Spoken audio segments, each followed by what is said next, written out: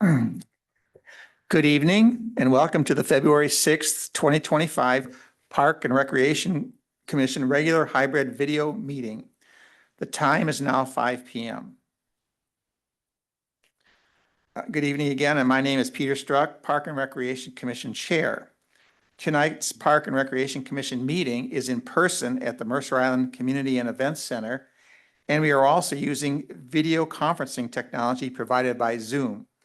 The Zoom video of this meeting is being recorded and will be uploaded to the city's YouTube channel later this week. Public audience members may be watching the meeting in person at the Mercer Island Community and Events Center, by telephone or online. Welcome to all and thank you for joining us tonight.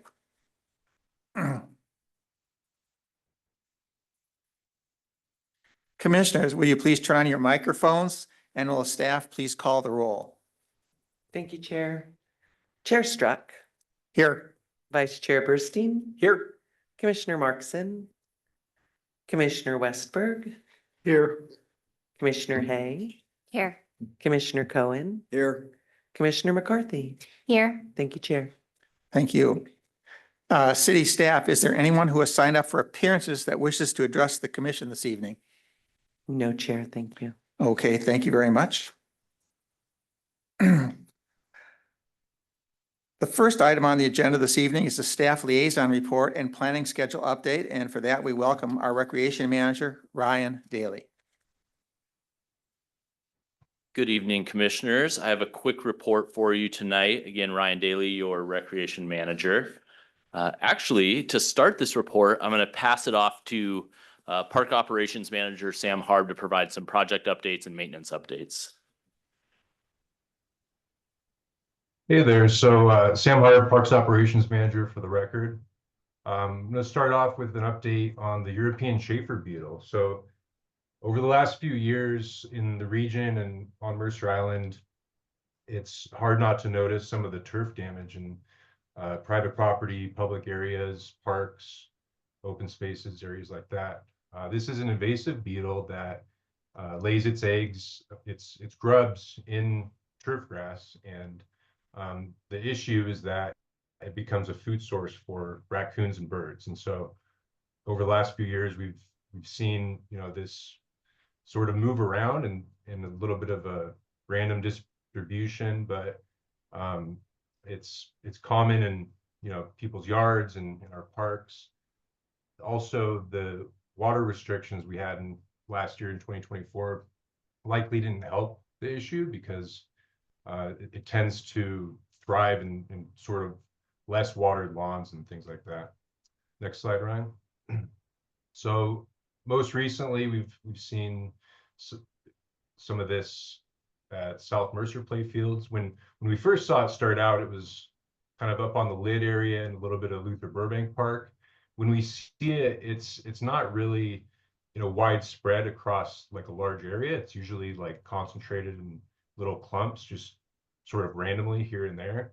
And thankfully, we are able to rehab these areas. And so, starting this month, we're gonna start our spring rehab process, and as we get warmer temperatures and are able to fire up our irrigation systems, the water system's in good shape, so we'll be good to go with that, and we'll be able to continue to take care of this issue. So the best practices, the recommended best practices are basically just to have healthy grass, so well watered, well maintained turf, and so that's how we're going to approach it moving forward. Then a little bit of a shout out to staff. Last month at our Open Space Conservancy Trust meeting, the trust made a motion to recognize staff for their work in storm response last year. So here we've got Tyler Shaw and Jenny Gregg pictured, some of their tree work and cleanup in Pioneer Park there. And this was also picked up by the MI reporter, and it's linked down there below. All right, I'll pick it up from here. Thank you, Sam. I'll be asking you to chime in here in a minute as well. But I want to touch base real quick on the Clark and Groveland beach planning process. On March 18th, staff and the Burger team will seek city council direction on next steps for this joint planning process. That discussion will include a review of the existing conditions identified through the technical assessments conducted in 23 and 24. We'll be providing a summary of input received through the background summary or survey on current community usage and needs conducted in fall of 2024. And then we'll be requesting city council feedback and direction to inform the next steps of this project, which will include plans for public engagement. The agenda packet materials and meeting information will be posted to the Let's Talk page, and the information on the bottom can take you to that program or to that project page. Whoops. Playground replacements. Last week for Roanoke Park, city staff and the contractors held a pre-construction meeting, and construction begins later this month and will last about 3 to 4 months. First Hill Park, we have some good news there. Last month, the city repaired the damaged treehouse structure and reinstalled the public art piece, Now We Are One, at the park. Staff submitted for permits for the playground replacement, and new equipment is scheduled to be delivered to the Public Works Yard next week. Dean's Children's Park, on March 18th, staff and Burger team will present the project scope and public engagement plan to the city council for approval. The Let's Talk page will go live at the beginning of March, and early planning for a town hall event for this project is underway, along with some initial engagement with the Friends of Dragon Park. So some more details will be coming forward on that, specifically with Dean's Children's Park, and we'll be bringing that information back to the Parks Commission following that meeting with the city council. And we have the project page listed below.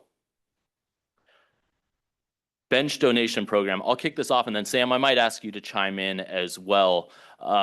Benches continue to be a desired asset for donations. The commission will recall that we worked through the gift needs acceptance program as we were working on that policy, which is yet to be completed, but that has worked out really, really well. We're seeing a ton of requests for these types of donations, and we accept them year round. We actually receive so many that we have to kind of stagger the installation periods. So currently we're doing that between September and March, but we do accept those year round, and we have the link there below. Sam, do you want to talk just briefly on that bench that was donated there at Clark?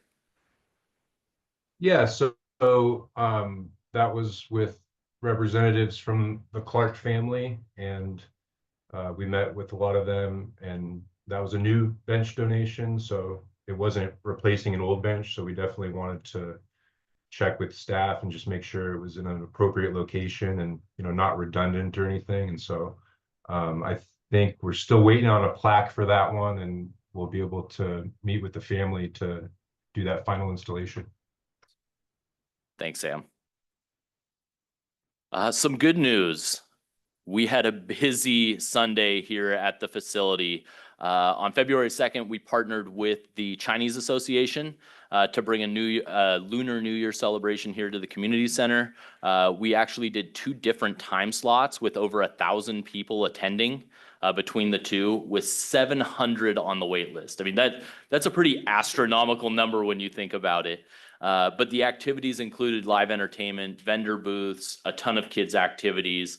And just a huge thank you to Micah for their hosting this wonderful event in partnership with the city. I do also want to recognize, YFS, emergency management, the police department, who all supported this event as well. So it's an excellent opportunity for us to fill the community center, which absolutely happened. Quick P-patch update. Sorry, my phone is going off in the other room. But just a quick update to the P-patch on the P-patch. In 2024, just a reminder, we had about 50 gardeners in the program. Over the last 6 months, staff have been connecting with each and every participant on what to expect, as well as measuring and mapping every plot. That was much more work than maybe even I anticipated, but well done. We've seek ways to align with the program guidelines and communicated that to help increase the access to the program for residents. Staff divided vacant plots and addressed some of those mega plots, we call them, that are just maybe obscenely large. And we created equitable access to the program for some of those on the wait list. As we move into this 2025 season, we'll host 64 plot locations varying in size from 180 square feet to 1,000 square feet, which will accommodate approximately 20 of the 28 waitlisters into the program. We've had a couple of individuals who have moved on from the program. We were able to divide some of those plots into smaller ones to bring in some of these new people.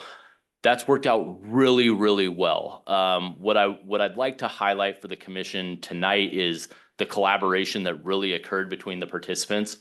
The communication that I received from many of them, meeting, going back and forth, getting a feel for everything that's happening was just outstanding and super helpful for us to sort of reset this program to move forward. So very well received, I believe, on their part as well as on the part of city staff. So we do have some next steps of cleaning up these vacant plots. Much of that work has already begun from Sam's team, helping us to get that ready. There's a lot of plastics and things like that up there, some plots that have become overgrown. We're working to remove all of that to reclaim some of those areas. And then finally, we're moving forward later this week with offering those plot spaces to those waitlist individuals who are very excited, some of which have been on the waitlist since about 2020. Question? Yeah, is the long-term goal to move toward more smaller plots? Yes, Can accommodate more users up there? yes, and Right, recognizing there's the challenge is, as many of the commissioners recognize and staff as well, that's not a flat surface up there by any stretch of the imagination. There's a lot of space within plots and within areas that's really unusable anyways. So we're trying to find the spaces that make sense to utilize those. But as we do go forward, as certain plots, some of these even larger plots that are 1,000 square feet, as those become vacant or people move out of the program, we'll be cutting those essentially in half to create additional plots that kind of make sense. Peter. Oh, Commissioner Cohen, sorry. What's been the reaction of, the couple of people, like the people who've spoken here who had large plots? And what are you doing in the context of what you just described with those kind of people? I think the reaction has been positive. It's been very collaborative, I'll say that. There were decisions that we had to make to align the program with the goals or with the rules that are stated for the program. I believe that was well received. Ultimately, that's like one or two individuals that had some unique instances. It went really well. I would kind of leave it with that. Change is hard for some, and the process we've gone through, my feeling is the communication from both sides to gain understanding solved a lot of the challenges that were occurring. I think there was some misinformation that may have been being spread, and now that we have a very full understanding of what individual areas are, we're able to kind of move forward from there. And so that's probably been the best outcome that we've had.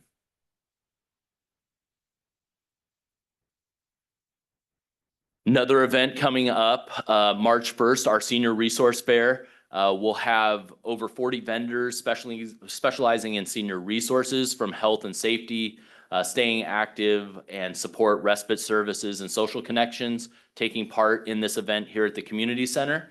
We'll have live entertainment, refreshments, and we have a number of sponsors listed there as well. And this is an event that's hosted in partnership with the YFS department, as well as police and as well as emergency management. This was really well attended last year when we offered it. Great opportunity for our seniors to gain those services, get an understanding of maybe all of the things offered island-wide, not just what's offered by the city. So it's a very educational opportunity that's provided to our seniors, as well as caregivers for seniors or even children of those senior citizens. So it's excellent opportunity for people to come out and gain some information on what's available to them. Snow response. It snowed yesterday. I'll speak on the fun side, and Sam could maybe provide some information on the less fun side of removing the snow. But I had a chance to go to a number of our parks yesterday, and the number of people out, kids, parents, all ages, utilizing the park spaces. I went to Homestead. There was probably 75 to 100 people there sledding, making snowmen, all kinds of stuff. Went to Island Crest, saw a few less, but same thing happening there. And then out to South Mercer, where it looked like recess. It was unbelievable the number of people that were out there. Really a lot of people taking advantage of our park spaces thanks to a snow day, which is not something we always think about. So it was fun to see how those areas were being utilized. I did include two photos there on the left, which frankly just really impressed me. This was taken about 10 a.m. and these paths and areas were already cleared of snow by the time I got out there. So I think that's a huge credit to our park maintenance team who prioritizes that work. And the number of people, like I said, out in the parks utilizing those spaces was really incredible. So Sam, I don't know if you have any other input you'd be able to provide there. Yeah, I guess just the main thing to point out is, along Aubrey Davis Park and in the town center area, we have a lot of walkers and bike commuters and people that are just traveling to access the park and ride and public transportation and everything. So that's really where we prioritize our snow removal on the overpasses and walking paths in the lid in the town center area. Awesome. Thanks, Sam. Just a quick update on the PRC planning schedule. Again, our March 6th meeting is dedicated to the park zone. April 3rd doesn't have any agenda items yet. So we'll see where we come out on March 6th. We do in May have a plan for the Recreation Division annual report, as well as the MICC fee waiver policy. I did push these out from April to give us that time in April, as well as some additional time I think city staff are going to need. We have some changes happening here internally to allow us to provide that report. And then you'll notice that the KCLS update has been added to the June 6th meeting as well. And with that, I thank you. Thank you, Ryan. Yeah, Commissioner Westberg. Just so you might have covered this in an email, but at what point are we going, is this body going to intersect with the Clark Groveland planning process? That'll come after that March meeting. So once the city council weighs in on the engagement process, then we'll be bringing back updates to the Parks Commission, which my guess would be probably sometime that summer period. But I don't know. Kelly, I believe, is on this. Kelly, would you be available to answer that?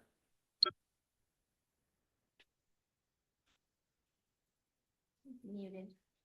I think you're muted.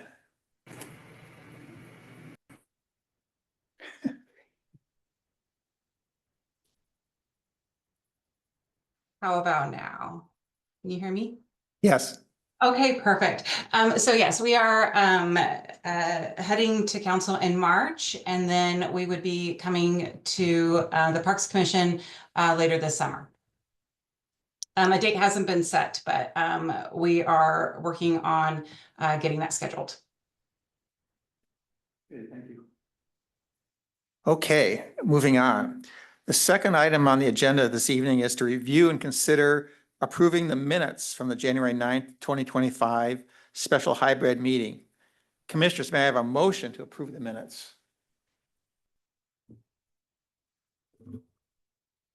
Commissioner Westberg? I so move. Moves. Is there a second? Second. Commissioner Hay. Okay, there's been a motion by Commissioner Westberg and a second by Commissioner Hay to approve the minutes from January 9th. Commissioners, do you have any questions or comments before we vote? Seeing none, commissioners, please turn on your microphones, and will city staff please conduct a roll call vote? Thank you, Chair. Commissioner Hay, Aye. Vice Chair Burstein, Aye. Commissioner McCarthy, Aye. Commissioner Westberg, Aye. Chair Struck, Aye.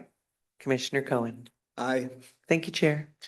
Thank you. The motion passes and the minutes are approved. Now we're going to move to the third item on the agenda, the Park Zone Development discussion. And for that, we are going to welcome our city manager, Jesse Vaughn. Actually, I'm passing the baton to Carson. Thank you, Chair. Thank you, Jesse. Jesse is not feeling very well this evening, so I'll be covering a majority of the slides this evening. This is the continuation of our Park Zone discussion. We had a number of discussion items outlined that we had hoped to cover at the past meeting, but we're not able to cover everything. So we have some topics that are returning tonight in addition to a few new topics. So with that, we'll go ahead and just jump into the agenda here. We have a staff presentation prepared that will cover wireless communications facilities. We have other discussion items, which are basically all the different sections of the development standards of the proposed Park Zone development regulations. We're hoping to make it through as many topics and get consensus from the PRC on as many topics as we can this evening. And then we'll move on to the I-90 transportation corridor and Aubrey Davis Park. And Chair Struck also requested some information on the Mercer Island Community Events Center. And so we put a few slides together on that as well. So we will start off with wireless communications facilities. I just want to note that we have Kim Adams Pratt here, who is going to support us on this topic. I figure I can just give a quick run through on the slides, and then Kim can clarify anything I may have missed or if there's additional information to share. I think at this point, the PRC is pretty familiar with wireless communications facilities. We have one in our park system at Island Crest Park. It's the facility that you see right there on the right-hand side of your screen. We also have one other wireless communications facility that I believe is in right-of-way, right outside of a park. I think it's at Kleist Park, may be wrong, but the only one that is within the park system is at Island Crest. Wireless communications facilities are regulated citywide in the Mercer Island City Code. And they are regulated in the chapters that are up on screen. So 19640, which is the macro wireless communications facilities section, 19670, small wireless facilities deployment, and then 19675, which are the design and concealment standards for small wireless facilities deployment.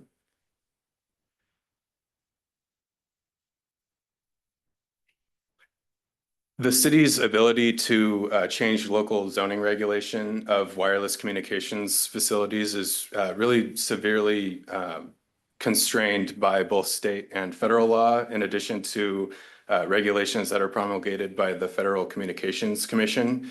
And so given this complex array of regulations, really any changes that are proposed to the way that the city regulates wireless communications facilities are recommended to be addressed as part of a more holistic and citywide project that addresses all of the city's zones as opposed to one individual zone being the park zone.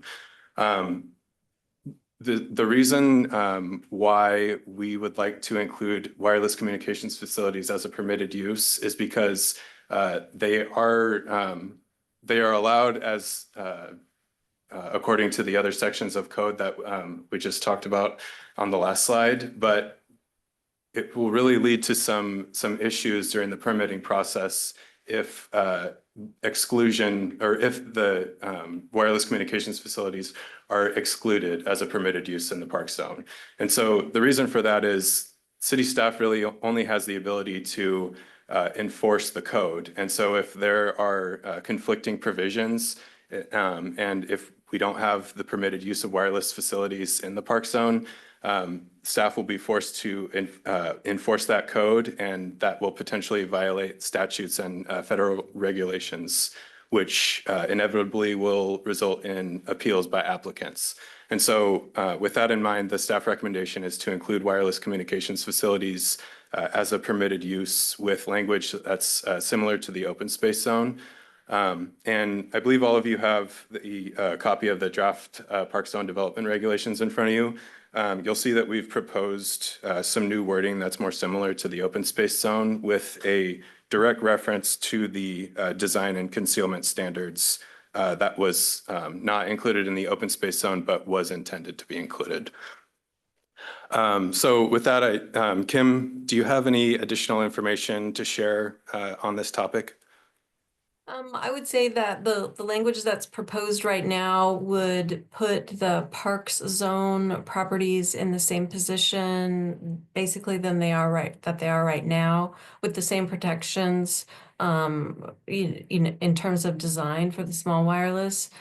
And that's our recommendation, is to stay that way until that broader view can be taken of the wireless regulations for the city. What we're concerned about is drafting that would violate federal law, and federal law really is trying to eliminate barriers to wireless facilities. That's the emphasis there. And we're also worried about creating non-conforming uses with some of the existing facilities. So we understand you want fewer or not anymore in the parks. And I think you saw the recommendation would be to pass that along to council when this broader review is done. But the language that's proposed would keep those same protections that are in the code right now. I'm happy to answer any questions.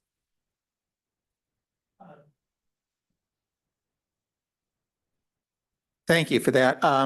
Commissioners, I know we had some discussion about this last time, and staff has come back with some responses. They have a recommendation there. Is there any further questions or specific comments? Otherwise, we'll. I think it makes sense.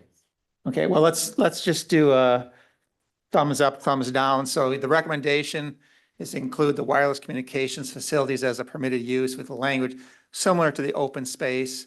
If you approve of that recommendation, thumbs up. Okay, we've got a consensus there, so good to go. Okay, thank you. So we'll move on to other discussion items. Again, these are all the different sections of the development standards of the draft code, and so we're hoping to get consensus on as many items as we can this evening. So we'll start off with setbacks. The development standard language that is proposed in the draft is basically taken straight out of the open space zone. However, there are a few additional exemptions that are proposed. These are parking areas, bollards, kiosks, and then with this latest draft, we also added utilities.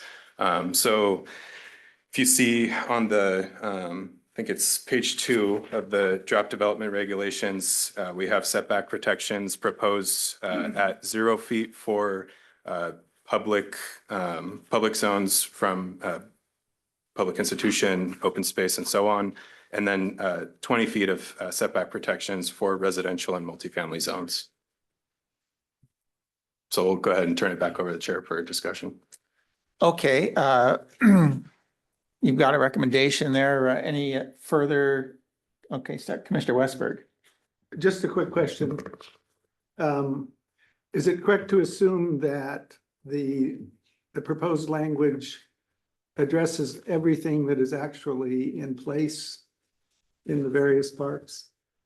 Yeah, I have had reached out to Sam, and he helped put together the proposed list of exemptions.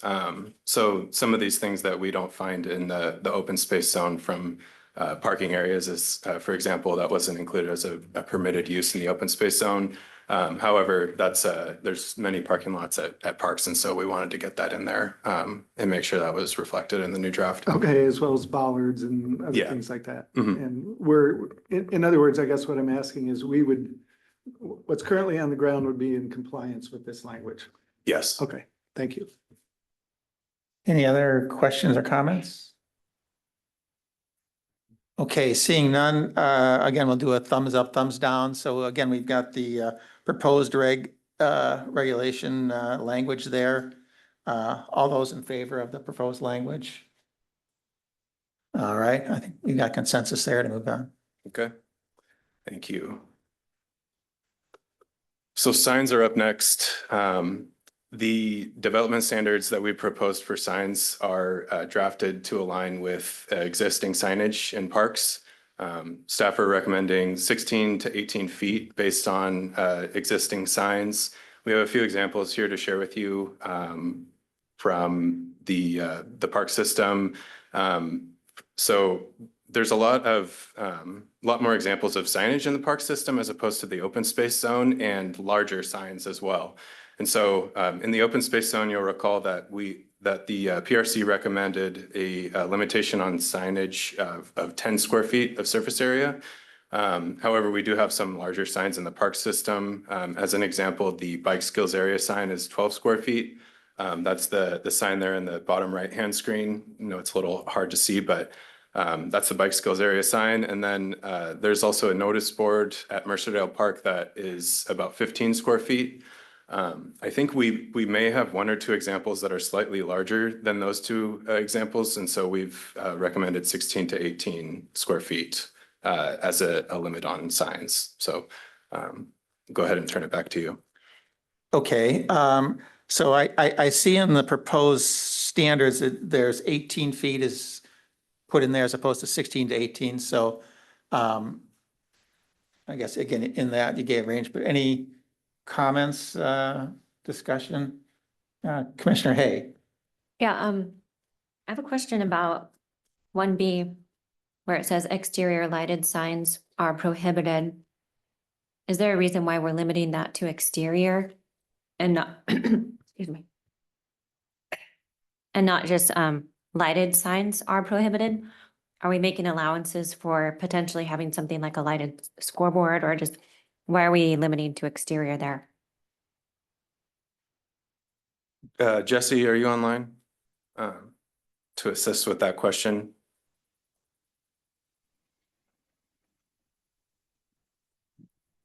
Yeah, is my audio okay? Mhm. Yes, yes. Well, I sound like a frog. Sorry, you guys. Mm. I think it's a great question, Commissioner Hay. We had a long discussion about what signage previously. I think the scoreboards are an issue.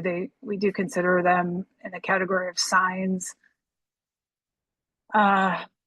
Ryan or Sam, are there other signs in our park system that are illuminated?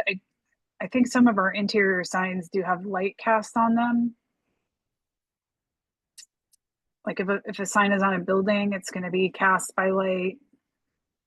And if we can't answer the question tonight, Commissioner Hay, I will have Carson put this on this list. We need to drill down for consistency. And if we can come back with a more conservative restriction that better aligns with practices, we'd be happy to do that. Sure, that would be great. Thank you. Maybe we put something in like, I don't know if those signs that have lights around them that are kind of safety signs, I'm assuming that would be excluded from this. But if we wanted to make this limiting to all lighted signs, maybe except for scoreboards and safety, I don't know if that's an option, but we might need to just look at this regulation in its entirety. We do have parks that operate at night and at dark. So, yeah, this might just be a good one to put on our list to review. thanks. Okay, but before we move off of that, so in the discussion, it was 16 to 18 square feet, but in the proposed reg, it's 18. I guess my question is, why does staff feel 18? I mean, obviously it's bigger, but I mean, can you live with 16 given that sounds like the current largest sign is 15? I would like to double check between now and the next meeting with Sam to make sure that we don't have any examples of larger signs than 15. Fair enough. So we'd like to propose a regulation that encompasses all current signage. So I think that's the intent here. Okay, So let me double check with Sam on that. yeah, since we have to go back anyways, that's fine. All right. Yeah, and Commissioner Struck, Yeah. or I'm sorry, Chair Struck, if I could add, Sam and Carson, when we take a look at that sign regulation, if it's one sign that's 18 square feet and the rest of the sign standards are meeting 16, it's okay to end up with one non-conforming sign, right? Again, I think the feedback from the commission as we've worked through this process and that staff are in agreement that over signage is a bad thing. So getting to more modest regulations, I believe, is where the commission wants to go, and the staff are in alignment with that. Thank you for that insight. So we'll come back at the next meeting with a more concrete recommendation between 16 and 18. Okay. All right. So next up is scoreboards. Before we jump into this, I just wanted to clarify the externally lit signs reference that we were just speaking about.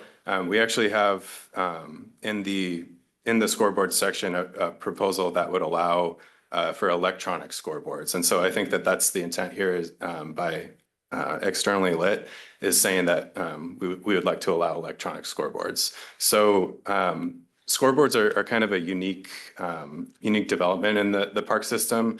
They likely fall under the definition of sign according to our city code. And so we'll need to put in some development regulations into the park zone for scoreboards. We have a scoreboard in the park system at Island Crest Park. Parks crews measured it for us, and it's 200 square feet of surface area. And so we, staff are recommending between 200 and 220 square feet as a recommended limitation on scoreboards. And so turn it over for discussion. All right. Any questions? Again, in the proposed regulation, the 220 is put in. I guess I would have the same question I had before was, I look at the Island Crest scoreboard there, and that's pretty good size at 200. Is there any need to really go larger is my question. I don't think there's an intent to put in any larger scoreboards than 200 square feet of surface area.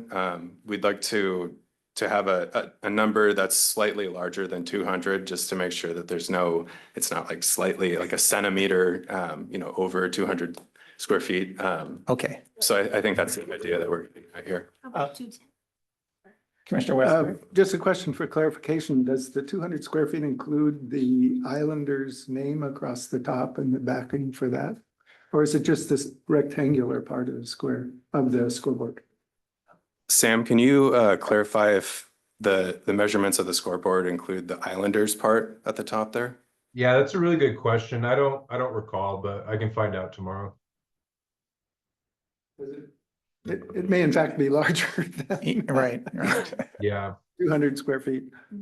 And we need to address that, but it's a very attractive scoreboard. Yeah, I have a comment along the same lines as that. Because this code is meant to last for a long time and standard size of scoreboard might change over time, is there a better way that we should write this so that it would incorporate a larger scoreboard? I mean, just for fun, I looked up what is a standard size these days. And high school and middle school can be from 20 to 24 feet wide by 8 to 10 feet high. So rather than box ourselves into this limitation, is there any interest in writing this in such a way that we call out a standard size scoreboard or some other terminology that would allow us to not have to, I mean, would we have to get a variance if we wanted to do a 240-foot scoreboard? I mean, what would that look like? We just get a variance and say, we want a bigger scoreboard, or what would that look like? Commissioner Hay, it's a great question. I thank you for raising it. I think I'll toss it back to the commission to talk about what upper limits you're comfortable with. And you're correct, there are some pretty fancy scoreboards out there that could be incorporated. So my question to all of you, is that what you want? you want that kind of flexibility. If something were to arise in the future, or we needed a variance from the regulations, that tool is in the toolbox. I want to share, however, that city projects, we work really hard not to use those tools. We feel that, I mean, there's sometimes a really good reason that we need a variance, but otherwise our projects, we really work hard to stay within the development regulations. For obvious reasons, we think we need to be stewards of the code, not only in our policy administration, but in practice. So we'd be happy to hear feedback from all of you if a larger size, allowance of a larger size is important. And then if there's consensus to go that route, we can draft revised language for you to look at next week or next month. Commissioner Hayford or Cohen first. Go, Paul. I don't favor something that links to some undefined standard that just to keep the future as flexible as possible. I don't have a problem with going a little bigger than what the current one is once we determine that, but I think we need a specific standard. And if in the future somebody requests consideration of something bigger that is not within that number of square feet, then city will deal with it at that time. Vice Chair Bernstein. I'll just echo what Commissioner Cohen said, because that's what I was going to ask, particularly within the size of this scoreboard. If we understand if Islanders is inclusive or exclusive of that 220 square feet. And I agree, if we went a little bit larger in a big space. I will say that probably the standard for scoreboards is thinking of very large fields. Think about football field at Mercer Island High School or at Newport Hills High School, where you have a huge space, you have bleachers on either side, and that size is very appropriate for that size field. But I think we need to settle on what the size of that scoreboard is and go from there.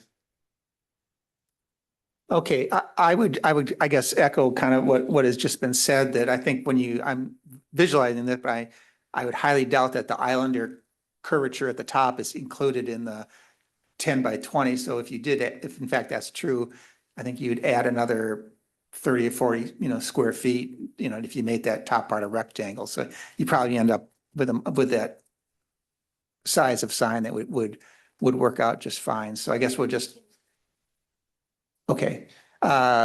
Kim. Yeah, I was just gonna add to the variance conversation. I don't see a variance process in the sign section of the code specifically. So you'd be looking at the general variance process, and that's gonna require something unique about your property that requires you to not be able to meet the code, which is gonna be difficult with a sign. So I wouldn't rely on thinking that a variance process would work for signs. So I would agree, look at what you actually need and not rely on any sort of variance. Thank you for that advice. Good counsel. Okay. So Carson, I think just maybe we get some more data and I think we can wrap it up real quickly next time. Oh, Councilmember Reynolds, thank you. Sure. I'm not going to offer a recommendation on what the limit should be, but just want to note that I hate to put the city in a position where we have to custom make a sign because we're bought off the shelf and all the standard ones are 221 square feet and we've said 220. So this is something to think about. The other thing I hesitate to bring up because it may be a hornet's nest, but I need to anyway. I don't see any limit on number of signs. And I wonder if we should have one or just rely on the good judgment of city staff to not overwhelm us with signs all throughout the park. Anybody have any thoughts on that? I guess I kind of thought about, well, where would these go? They'd probably be a large ball field. And I guess there's probably a couple other spaces that you could potentially see them, maybe 3 or 4 actually. But that's probably about the extent of it. I'm talking not just about the scoreboards though, but all the signs. Oh, I see. Okay. Like this, if we wanted to put a Burma shave series of signs, one every 5 feet, I think everybody would agree that's a bad thing. And I think staff would agree that's a bad thing too, but do you want to think about codifying that in some way? I don't know. Commissioner McCarthy. Hi, thank you. I feel like that is way over our heads and that we can't come up with what's going to be needed to have a sign or not. So while in theory that sounds like, oh yeah, sure. I think that we are just, as you said, opening up the hornet's nest for future staff and commissions to try and sort that out. Commissioner Hay, did you have a comment? Yeah, I'm just I think I'm having flashbacks to the Aubrey Davis Trail discussion. And I think we all felt the desire to limit the signs or have some type of code which would direct us. But if I remember correctly, there are sometimes safety reasons or other parameters that limit us to being able to put a code in to say, you can only have a sign every 30 feet or whatnot. So I think if I remember correctly, that came down to more of a design element, although I love the idea, but I think it'd be very hard to codify. Commissioner Cohen. Did we do anything in the open space zone? That at some point there was something that kind of some nice language about recognizing these weren't the words, but anti-sign proliferation or something. But I don't remember whether that wound up being in there or not. I wonder if anybody remembers that. I don't remember the exact wording, but we did not attempt to put any sort of absolute limit on the number of signs that would be permitted within the open space zone, or even, within a certain number of square feet or something like that. We just did about materials and lighting and things like that. Yeah.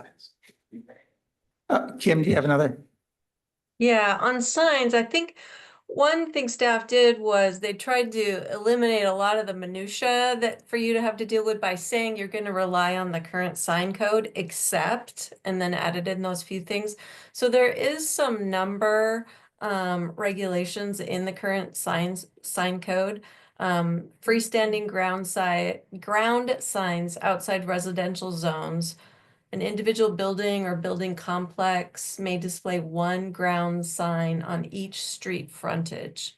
And there's a couple other number limitations, but that's what you would be automatically adopting with the draft code as it's written, is the number regulations in the sign code. Okay, so just repeat back. So what you just read, the sign code would apply then to the park zone absent anything else. Is that Yes. correct? Okay. Yes. All right. I mean, the other thought I had, I agree with a couple of commissioners that I think Commissioner or Councilmember Reynolds raised a good question. I think it's probably pretty tough to figure out, but I think, maybe in our handoff memo, we can express, a desire that, fewer is preferred to many, but leave it at that. Maybe that's where it was on the open space zone thing, because I remember something about it, but maybe. Okay. Chair Struck, if I could just Yeah. add a quick comment. You're all recalling, this is Groundhog's Day. We had a very similar conversation about the open space zone. And I just want to tell you that staff dislike the proliferation of signs as much as all of you do. What happens over the life of a facility is new signage needs emerge. Sometimes our insurance company shows up and says, oh, hey, you've got to add this sign here. And so we add. And then at some point in the life cycle of that facility, the signs all get replaced. And it's in that moment when we do a sign update and we try to consolidate. So it's a vicious cycle. We aren't excited about signage. It takes away from the green and the character of the parks. But we are working in spirit every day in our operations to minimize the clutter, the visual clutter in the parks. So I just wanted to say we support you writing that into code. It's next to impossible. And I would suggest we avoid that. But if you'd like us to put it in your handoff memo, just as a reminder to the importance of this, we absolutely support that. Okay. So I think to wrap this topic up, then we're just going to get some more data on that's the Islander sign, just to got to get an update on the maximum size. And I think we can very quickly next time come to conclusion on this one. Thank Sounds you. good. I just wanted to clarify real quick. I think the provision that Commissioner Cohen was referring to in the open space zone regarding signs was a preference to have signs on the exterior of open space properties as opposed to the interior forested lands, just to avoid effects on habitats and make sure it's as untouched as it possibly can be. Does that make sense? That wasn't in the code though, right? I think it was. Was I it? don't have it in front of me. It didn't, there wasn't a hard limitation on number of signs in the open space zone, just that there's a preference for having signs and kiosks towards the exterior of the park as opposed to the middle. That was one of the reasons for the setback exemption too, right? That also comes into Yeah, play. Yeah. Well, if we didn't do anything more than that in open space, then I don't feel as strongly about it here, other than what I hope one day will be open space, the lower Island Grass Park. Okay. Moving on to the next topic. Kiosks. So staff have proposed same dimensions of kiosks as the kiosk that's located at Pioneer Park. That's 15 square feet of surface area and 10 feet of height, or excuse me, 22 square feet of surface area and 10 feet of height. And that model of kiosk is also located at Luther Burbank Park. It's the same model. And I believe the plan for any new kiosks is to use that model. And so we're proposing the same dimensions as what's included in the open space zone. Commissioner Westberg. I agree fully with that. However, the language that you used in the draft is not and, but or. 22 feet. Square feet of surface area or, so you'll need to change that to and. Good eye. Any other comments or questions on this one, kiosk? Okay, so the proposal, Councilmember Reynolds. Just out of curiosity, when you look at the kiosk in the lower right there, what counts? Does the stone border count as the sign, or does the roof edge count as the sign, or just the wooden part where the? That's a good question. That particular kiosk is located at Aubrey Davis Park. I think that's the Mountains to Sound Greenway kiosk. So that's unique in the city's park system. We don't have any other kiosks that are that model. But I would agree, there's might be some confusion on how that would be measured. But we're not currently proposing to put regulations in place modeled after that particular kiosk. Good. Councilmember Reynolds is vying for position as a city planner with his code review tonight. Council member, I will just say that the way the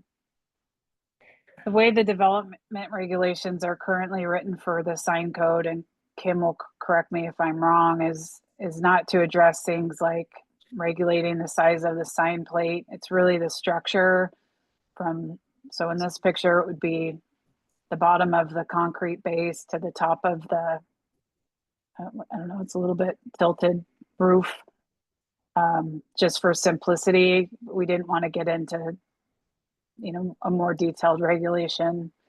So I hope that helps. And this is not a sign standard for our parks. It's a beast and we, so it is what it is, but not something we intend to continue.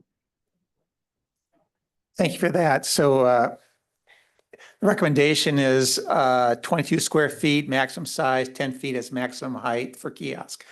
Can I see a thumbs up if you? All right, we got consensus on that one. Thank you.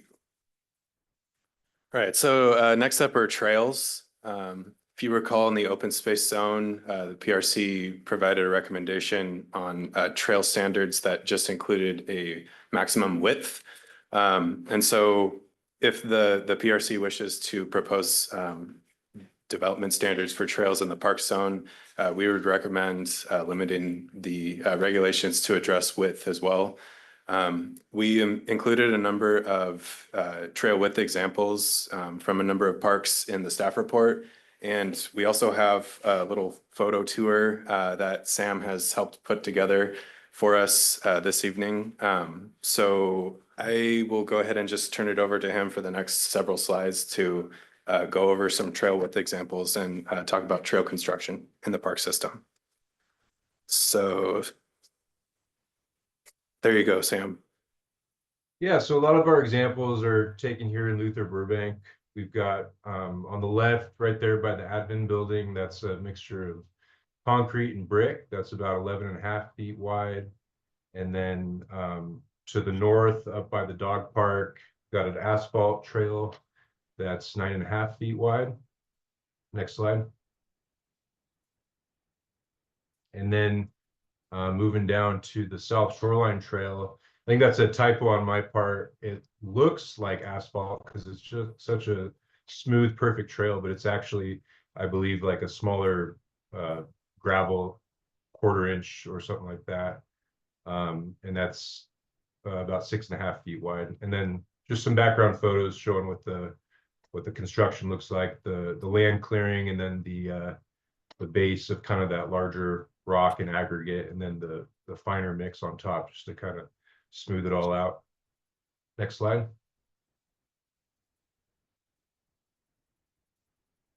And then some other examples. We've got the trail going from kind of the shoreline north of the boiler building. That's more gravel. It's 4 feet wide, and then down, kind of connecting the playground by the bathroom to the playground by the swim beach, and that's 12 feet wide. That's also that smaller 1/4 inch gravel.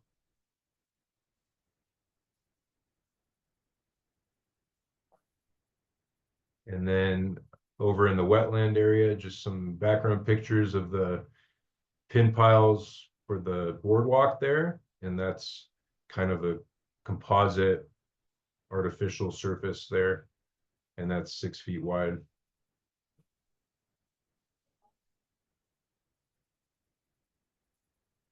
And then just coming from Calkins Point, more concrete, 6 feet.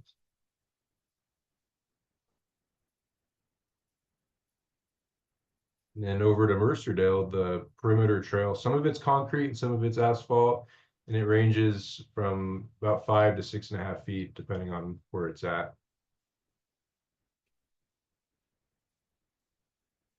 And then here's Homestead Park. This is kind of, might be where people like to go sledding, just down the hill from the tennis courts there. We do utilize this trail, to bring in vehicles to maintain the restrooms and collect trash and everything. This is 8.5 feet wide asphalt. And then getting down to Groveland, an important park for us to access, get vehicles down there, 10.5 feet wide asphalt. For most folks, there's a walking trail, but for emergency vehicles and maintenance access, we need to be able to get our vehicles down there. And then just wanted to give an example of some of our common trucks we use everywhere from the top left. That's like a heavy duty pickup. Then we've got our Isuzu dump trucks, the top right. Those are a little over 8 feet wide. And then on the smaller end, we've got our light duty pickup, 5.8 feet. And then our little Toro utility vehicle, those are about the smallest things we use, those are 5.4 feet. And typically the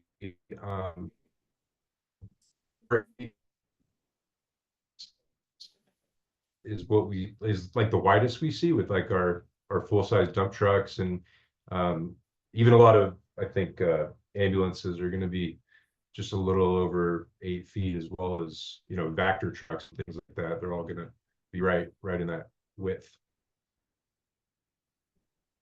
That's about it on the trail side. Those are all the slides I think we have for trails, so I'll just go ahead and stop sharing. Gonna have some discussion. So just Oh. at this point, there's no staff recommendation, right?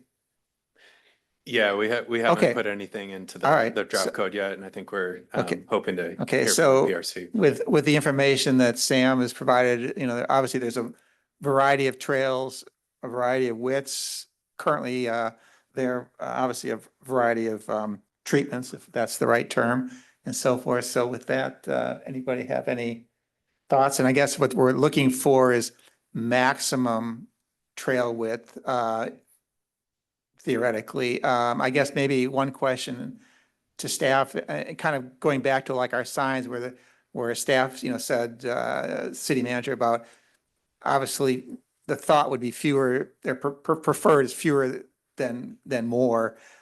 In terms of trail width, obviously, you know, depending on the vehicles, access and so forth, there could be a lot of different opportunities for different lengths. Is there kind of a philosophy on less is more, or what does the city feel about that? Good evening again, Chair Strzok. I'll maybe take this one and then Thank you. my colleagues can jump in. It's interesting as Sam was walking through the photos. Park access, those all weren't just trails. Some of those were basically driveways or access points. Groveland Park is a good example. The path that you take from the parking lot to the beach is also how we access the shoreline, both for maintenance purposes and emergency response purposes. So as we were talking here, I was thinking that we may have to do a better job going forward with just planning purposes and identifying when something is a road for vehicle access, and those are intended to be very limited in the parks, only when absolutely needed. Otherwise, the systems that we use in our parks are trails, and there's a hierarchy. So we'd like to have enough to meet the needs of the parks, which are active, you know, safe paths to the shoreline, to the restroom, to the playground, to the ball fields, but not overdo it, because the preservation of grass and trees and green space is the highest priority. You asked if there was a recommendation. I think it's very reasonable to set an upper limit in your code for trail width, because there is some number we would never exceed. And like Sam will tell you, at Luther Burbank Park, some of the trails have gotten a little bit too wide. We do try to narrow them down just to align with intensity of use, but they become freeways sometimes when they're not managed or just with overuse. So I think an upper limit of 12 to 14 feet is probably reasonable. We have exceptions in our code that would allow us to put in, I'm going to call it emergency access points. That's really when I see a need for a larger path. Like, for example, if we need to get an aid car to Luther Burbank Park shoreline, we need a way to get as close as possible. That doesn't mean all the way to the beach. That just means somewhere to the interior of the park so that we can respond. I'm not sure I actually answered your question. I wandered around and shared a lot of thoughts, but I hope that helps guide your discussion. Yes, thank you. I had just two takeaways from that. You threw out a number of 12 to 14. I think that helps us focus a little bit from where the city's perspective is. And again, I think that you know, the trail width is being actively managed. And again, what we're seeking here is, or what for the code purposes is a maximum. So with that, I'll look to Commissioner Westberg for a thought. The thought I had when I was looking at this was whether there would be a way of, and Jesse kind of implied as much of creating categories of trails and specifying maximum widths by category. For example, you might have primarily a pedestrian used area, and based on the examples that Jason was showing, they're mostly under 8 feet. And then you have these wider corridors or there's wider access points that, for lack of a better term, I call a maintenance corridor, that might be as large as 12 or 14. But so by kind of breaking up the whole universe of trails into some manageable subgroups, you could specify, you could be a little more precise and a little tighter in terms of specifying your outer limit for trail width. Chair Struck, may I respond real quick? Yes, please. Commissioner Wexberg, we fully support what you just described. We talked about this a little bit during the open space zone process. I think good city pedestrian and bicycle plans includes trail standards, and the city will be undertaking the update to that plan and then inside of the next 2 to 3 years. So what I would like to suggest, if you all are in agreement, is to bottle up what Commissioner Westberg just said, make sure it is included in the handoff memo as a request for that type of planning to be incorporated into that future plan. And I will tell you that scope of work it's huge. And so leaning into it with great intent and asking the council to fund that scope now would be really helpful to the staff. By the way, we fully support it. If I didn't say that a moment ago, we fully support having those types of standards developed for the park system and the open space system. Okay, so, but that obviously it would be a future work item. Yeah. We're getting back to then that would for tonight or for this go around, if you will, it would just be a single maximum trail width that would then be amended, if you will, at a future point in time. And I can certainly live with the 12 to 14 or nothing.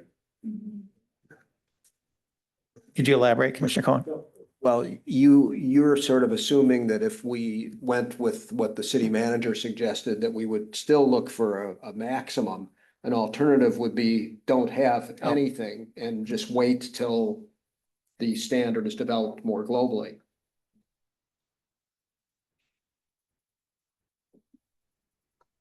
Does the city, yeah. I was gonna say, if you go that route, I don't see any harm to that at all, because the city staff are not going to go out and build a 20-foot trail tomorrow. To your point earlier, I think Chair Struck was asking, we do work to minimize the impact and the footprint of the, so that's fine too. I should have said earlier, if upon adoption of the bike and ped plan update, the trail standards are something that you want to incorporate into the zoning code, we could evaluate that.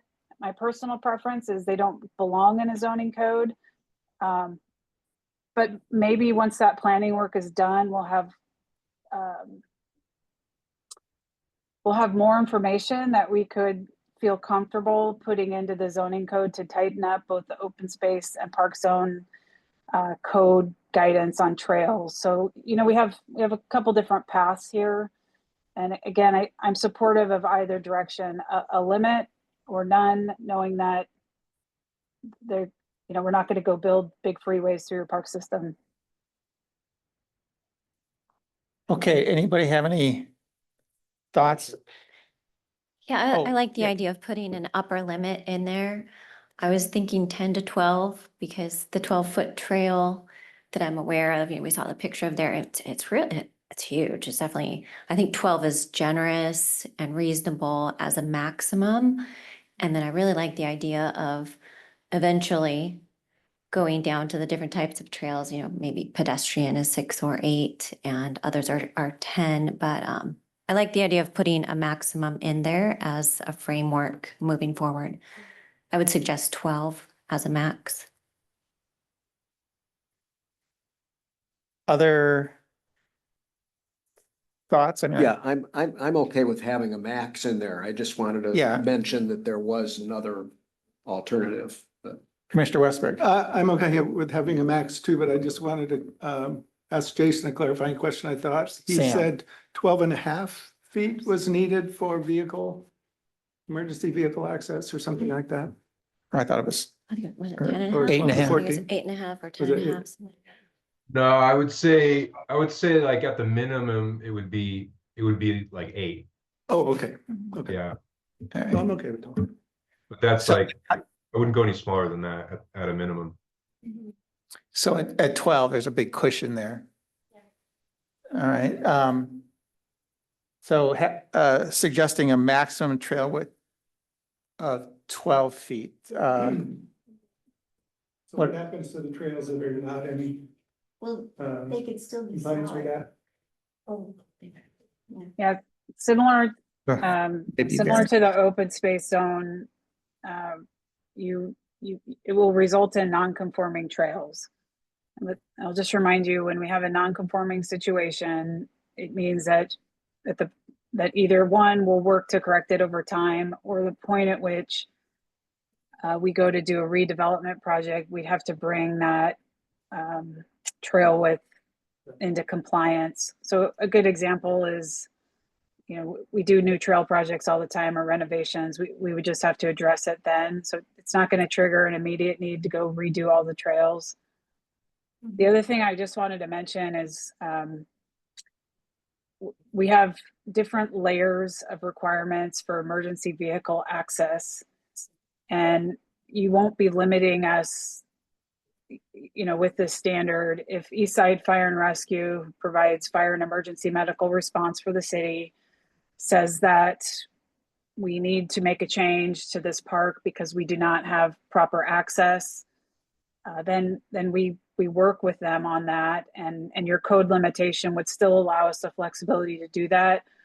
And what they're looking for is they need 20 feet of roadway for fire access, but that's different than a trail, right? So we need to make sure they have what they need to get their emergency response vehicles onto a property and in close proximity. And then we go from there. It's not a one size fits all approach for emergency response. It just depends on the amenity at the park, how far they have to travel by foot with a stretcher. So I'm comfortable with your 12-foot maximum, knowing that we still have flexibility to deal with things like emergency vehicles if we need to make a change. Thank you. Okay, so on a 12-foot maximum, thumbs up if you concur. All right. Got a wrap on that one.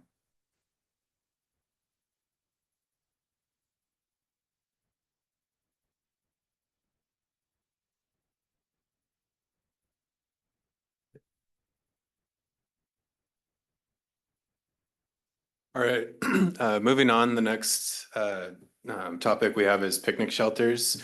The development standards that we've proposed, or staff have proposed in the code, are a maximum height of 16 feet and a maximum of 1,200 square feet of gross floor area. These are the dimensions of the picnic shelter that's currently exists at Aubrey Davis Park. It's the upper right-hand photo on your screen there. We currently have 2 picnic shelters in the park system. One is at Aubrey Davis and the other is at Dean's Children's Park. But there are some plans in the future to expand picnic shelters to other parks. For instance, the Luther Burbank Park Master Plan calls for the addition of a new picnic shelter, and the shelter that's at Dean's Children's Park is getting pretty old and will be in need of replacement in the coming years. And so I believe the plan for picnic shelters is to use the shelter that's at Aubrey Davis as sort of the standard shelter in the park system. So if any new shelters are put into place, it would be that same model. Vice Chair Burstein. Question for city staff. There been any complaints that the current shelter at Aubrey Davis is too big or too small? I would say the feedback we get on the picnic shelters is that it's right sized. But what we hear mostly is you need more of them. It's a popular location for things like kids' parties. We make a little bit of revenue on those types of rentals, but it's also just a nice place to picnic and get out of the weather. We had contemplated when the shelter went in at Luther, possibly making it bigger, and that's not off the table. But we have to think about things like park carrying capacity. I mean, bigger isn't always better. At a park like Luther Burbank, adding more active amenities puts more pressure on parking and park use and things like that. So the staff are of the opinion that the Aubrey Davis Park Picnic Shelter is a good standard. It's meeting our community needs. We like the shelter, the way it's constructed. It's easy to maintain, except when people set fire to it. So that would be the standard we would recommend carrying forward. Okay, thank you for that. Commissioner Westberg. Same thing on this one, you need to change the or to an and. Noted. Thank you. Okay, so we have a proposal or recommendation of a maximum height of 16 feet and 1,200 square feet of gross floor area for picnic shelters within the proposed park zone. Can I have a thumbs up if concur with that? Okay, we got consensus on that. Thank you. All right, parking standards are up next. The staff have drafted parking standards to address parking design, ingress and egress, and minimum parking requirements only if a proposed use is expected to create parking demand that is beyond existing parking capacity. The staff also removed a proposal that has been discussed in the past in parking minimums for athletic fields or parks with athletic fields. And the reason that we removed this from the proposed code is that we really feel that a one size fits all approach to parking like that doesn't necessarily fit with all the unique needs of each park. Different uses, some have athletic fields, others are beaches, special events and so forth. And so we feel that the planning for parking should really be unique to each park. So that's sort of the reasoning why we removed that section of the proposed code.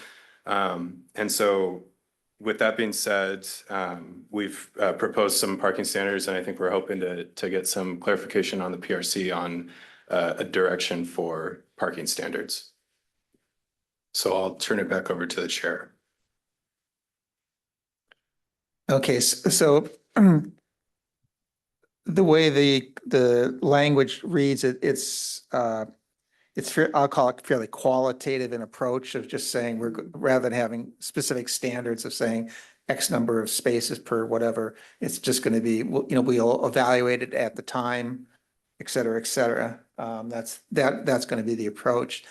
I guess maybe it's kind of, I wrote a kind of a comment down, chicken and the egg thing, right? I mean, obviously the more active amenities you put in a park, the more pressure there is for parking. And so is that what will drive it, and will there be a conscious kind of review of thinking, well, we put in a new ball field, that's going to generate, a need for parking. How does that work and so forth? I'm just curious how that discussion goes within the city when that happens. So I think the general order of events when, if there's a new amenity that's being put into place or a new parking area, the city engineer would analyze what the proposed new amenity is or proposed new land use. And then they would compare that to whatever the existing parking capacity is. And if they determine that additional parking would be needed for this specific amenity, then they would provide a recommendation on what additional spaces are needed. If I could I can piggyback on what Carson just shared. We really struggled with this. I had a vision in my head that we could write these really well buttoned up regulations, because I know the Parks Commission feels strongly about not over parking parks because it means more impervious surface. And we just couldn't get there. We did a code search in other cities to look for examples, and I'll give you a few things that we look at when we're planning for projects like this. Although the South Mercer Playfields is not a city property, it is a property that we manage. That parking lot overflows all the time. All the time. You know, almost every night the parking lot is full. But I couldn't in good conscience recommend to you that we expand the parking lot, because right next door is an elementary school and on the other side is a middle school. And when our park is in its peak use, those schools are in their lowest use. And so I think to really properly steward our park system, we have to always look at alternatives like that. And so that's why the language came back to you with really a case by case evaluation. Now, I think the other thing is true too. We can't overdevelop our parks with amenities. If we don't have the right infrastructure, then we end up with cars in the right of way that, you know, creating safety issues. We're impacting neighborhoods. You know, recent example, we have a group that's very excited to expand waterfront use at Luther Burbank. But as I've already said, Luther Burbank is underparked and we have a parking problem there. So I think a lot of these use decisions will come back to the Parks Commission for a recommendation and the council for approval through some sort of a formal planning process before they're added. That will give us an opportunity to have a really deep dive look at parking and access and other support amenities like restrooms. So that's why we ended up with what we ended up with.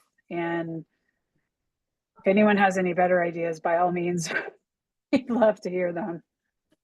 Yeah, thank you for that. I think my question to Carson was to kind of follow up to say, well, if the city engineer says, well, based on, you know, this amenity and so forth, we need X number of more parking spaces, you'd say, oh, you take that piece of data and you kind of go back and say, well, you know, to kind of to the city manager's suggestion, well, maybe that's too much, you know, that we can't go there, if you will. So I appreciate that. Any other questions or comments? Okay, So it's- Commissioner I Hay. had one quick question about this Appendix A that's referenced in here. I didn't see Appendix A in the packet or with these documents. It talks about the design.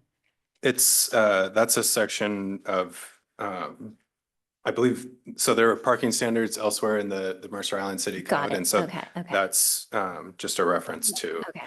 I thought that's what that might be. Okay, thanks. Okay, so the recommendation then is to go with the language that is proposed of design ingress, egress, and again, no minimum parking stands as far as a quantitative number, but just again, kind of this more a qualitative approach.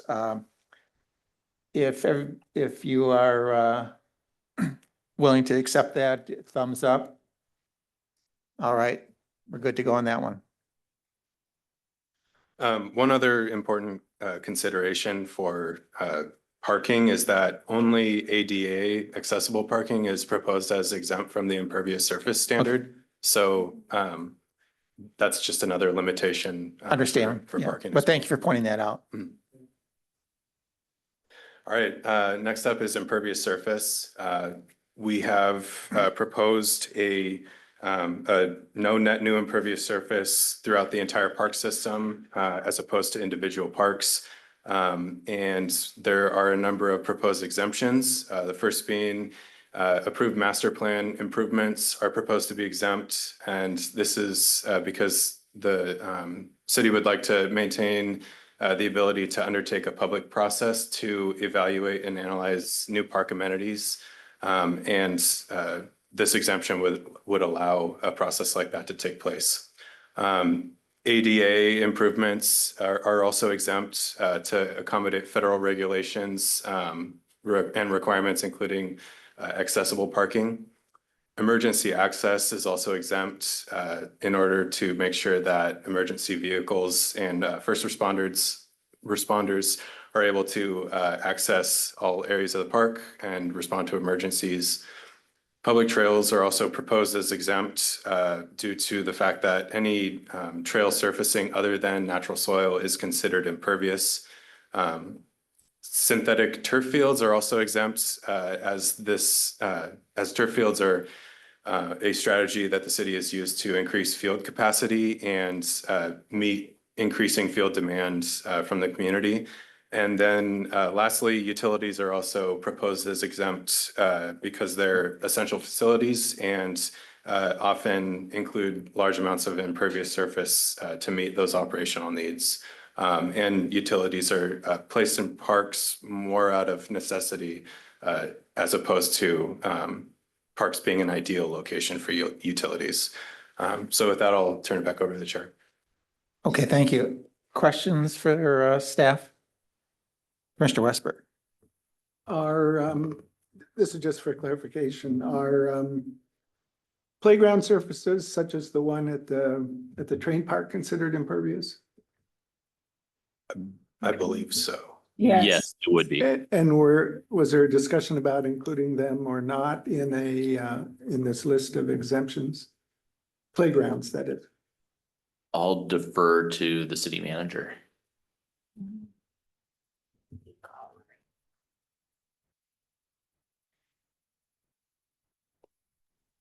All right. We talked about it a little bit. Playgrounds might, under some circumstances, be included in the ADA exemption. When Mercerdale Park was redone, it's a really good example. It was not an accessible playground. And I think we expanded the footprint just a little bit, if I remember correctly. So we did add impervious surface, and that surface was, the surface that was installed was to meet ADA requirements. I'm on the fence here with whether or not playgrounds should be exempted. I do anticipate, as we continue to replace playgrounds, that we may need to, we most definitely, where we can achieve accessibility, we'll be replacing the wood chips and like the retaining walls and some of the other barriers with a more accessible approach and treatment. We might need to expand the footprint. And I think if we did, we could justify it under ADA. But if playgrounds are not exempted here, we would not be able to just add equipment and make the playground bigger without netting out impervious surface elsewhere.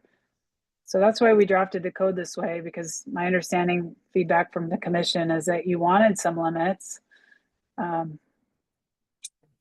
So I hope that helps answer that question. I have a question. Vice Chair Burstein. Just to clarify on the similar planning document, when I think back to the bike skills area in the public process we went through, was there a planning document attached to that that would allow us to build the bike skills area under this proposed zone code? There is not a master plan for Island Crest Park. So with this new code in place, we would have been limited in our ability to construct the new bike skills area, because even though those are natural surfaces, I think in the end they would trigger an impervious surface. Well, some of the surfaces are natural. They would trigger the impervious surface requirement, and we would have to net out impervious surface somewhere else to come into compliance. I'll use a different example. We've already talked about this one. The Luther Burbank Park Master Plan includes plans for a future picnic shelter, which would place a structure with an impervious surface in the park. The way this code is written right now is it would allow us to do that because that picnic shelter was approved through a plan.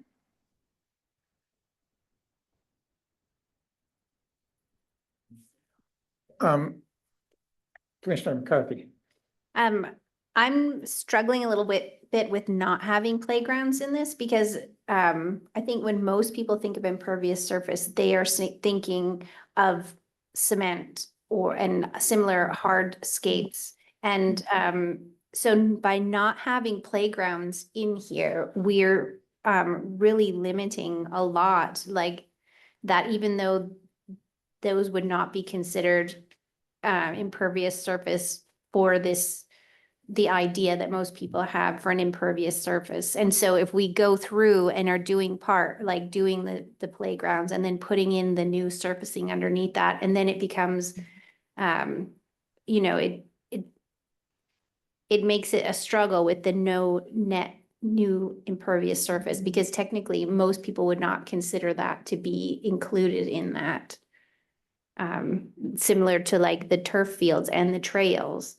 Nobody is thinking that that is an impervious surface. I think it's up to, I could go either way. It's really, I'd encourage you all to talk it out a little bit more. And let me share my perspective on this regulation. It is one of the most restrictive code regulations I've written or seen, you know, when it comes to parks. It really is going to tie our hands. And is that a problem? I go back and forth. We have a park system that is very built out. If I haven't implied that already, I will say it again on record. You have a park system that has a high intensity of uses already. And when we go to add amenities that introduce impervious surface, there are any number of other impacts. We're creating parking demands, transportation demands, restroom demands. And I think we have to be very careful about, you know, adding and adding. So we have a spray park on the wish list. That is something the community was very excited to add. And we have done a scan of our parks and we don't know where we could put it without, you know, triggering, you know, a park overuse situation. So I share that because while I think this is very restrictive, we have to balance that with just the situation of the Mercer Island Park system. You have properties that are already heavily developed. And so this may not be a parade of horrible, you know, and it would require the city, the Parks Commission, the community, if they wanted to make a change or add a new amenity, to go through a public planning process for that to be considered and evaluated. And we hold our master planning processes and even the smaller versions, like the work we'll be doing at Groveland, in high regard. So that's my soapbox. I'm not sure I steered you in one direction or the other, but I'm not as concerned about this as maybe some are, but it is very restrictive regulation. Commissioner Cohen. Is there a definition of impervious anywhere in any of these other codes, city manager or Carson, that would help deal with, you know, playgrounds or public trails that are of a certain kind of material or anything like that, or doesn't that work?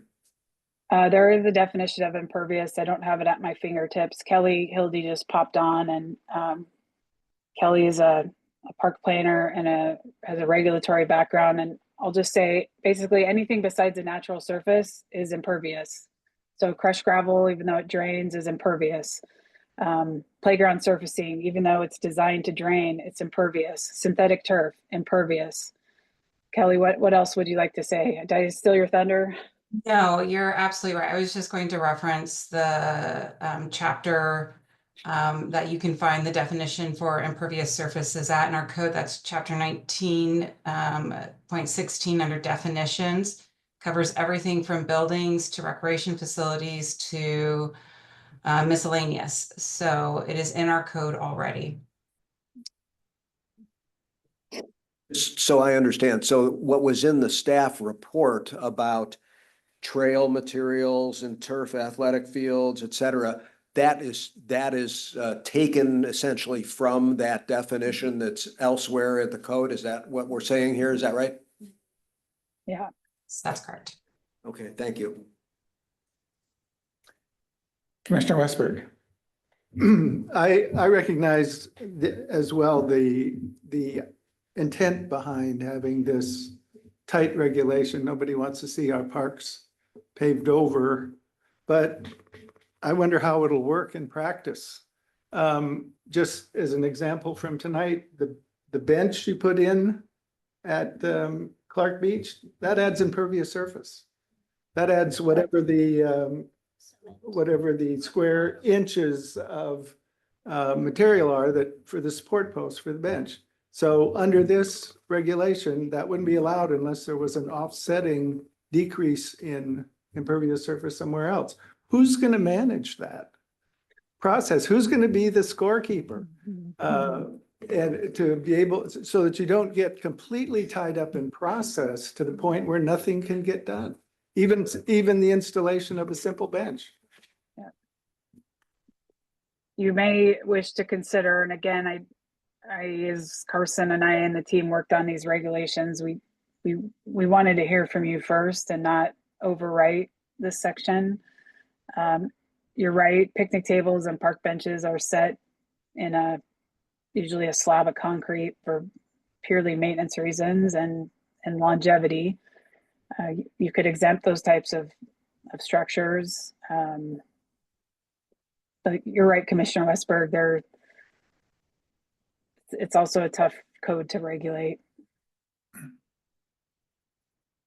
If I can maybe have a turn. So I looked and so right now, my math was about 80% of parkland or parcels that would be in the park zone is covered by a master plan. So I kind of look at it and say, well, this really impervious surface is really kind of the tail wagging the dog in the sense that it really just covers these probably very smaller parks that will not have a master plan or unlikely to. But I mean, so the question would be, for example, on the, if you were going to put the bike skills area in Luther Burbank, at this point, since that's probably not contemplated in their master plan, it would not be approved, but something else that's in the plan, like you said, the picnic shelter would be. So I guess it just puts more kind of onus on the master plan and kind of, thinking about that as opposed to kind of, spur of the moment, kind of, oh, let's do this or do that. Yeah. Sure. Commissioner McCarthy. I'm just wondering, is impervious surface, is that something that's usually in a park zone? This, Well, is that regulated in a Yeah. park zone? yeah, Impervious surface is regulated in the city zones. There's not very many cities that have specific park zones, but this is I will call it, this isn't the right word, but it's a standard development regulation, like our residential zone includes limitations on impervious surface. And there's other reasons for it, largely to do with stormwater management. right, okay. Yeah, I would just again say that I think that playgrounds should be considered as something in the park zone as something that would be exempt, or existing playgrounds, potentially areas for when they get redeveloped, so that we don't get into a problem where we can't do a no net anymore. Commissioner Hay. I have similar thoughts about the playground, especially that surfacing, which I think is really a great surface from a city perspective. You're not dealing with wood chips getting stuck in the pipes and from parents. So I also understand the desire to not be expanding a footprint. And so I wonder if we could spell out playground surfacing rather than just playground surfacing, so that we're not allowing for expansion of a footprint. We're not saying we can make a playground twice as big, but within that footprint, we're saying it's okay to change the surfacing.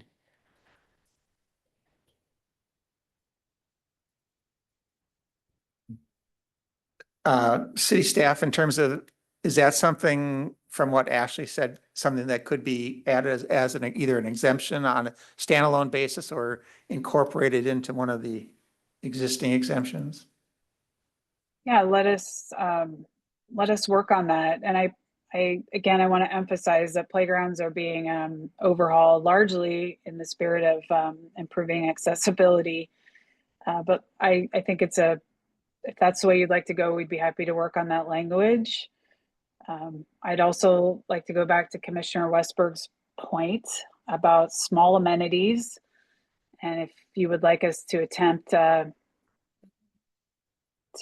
do something to carve out an exception for like literally the foundations we put in place for, you know, garbage and recycling, picnic tables, benches, signs.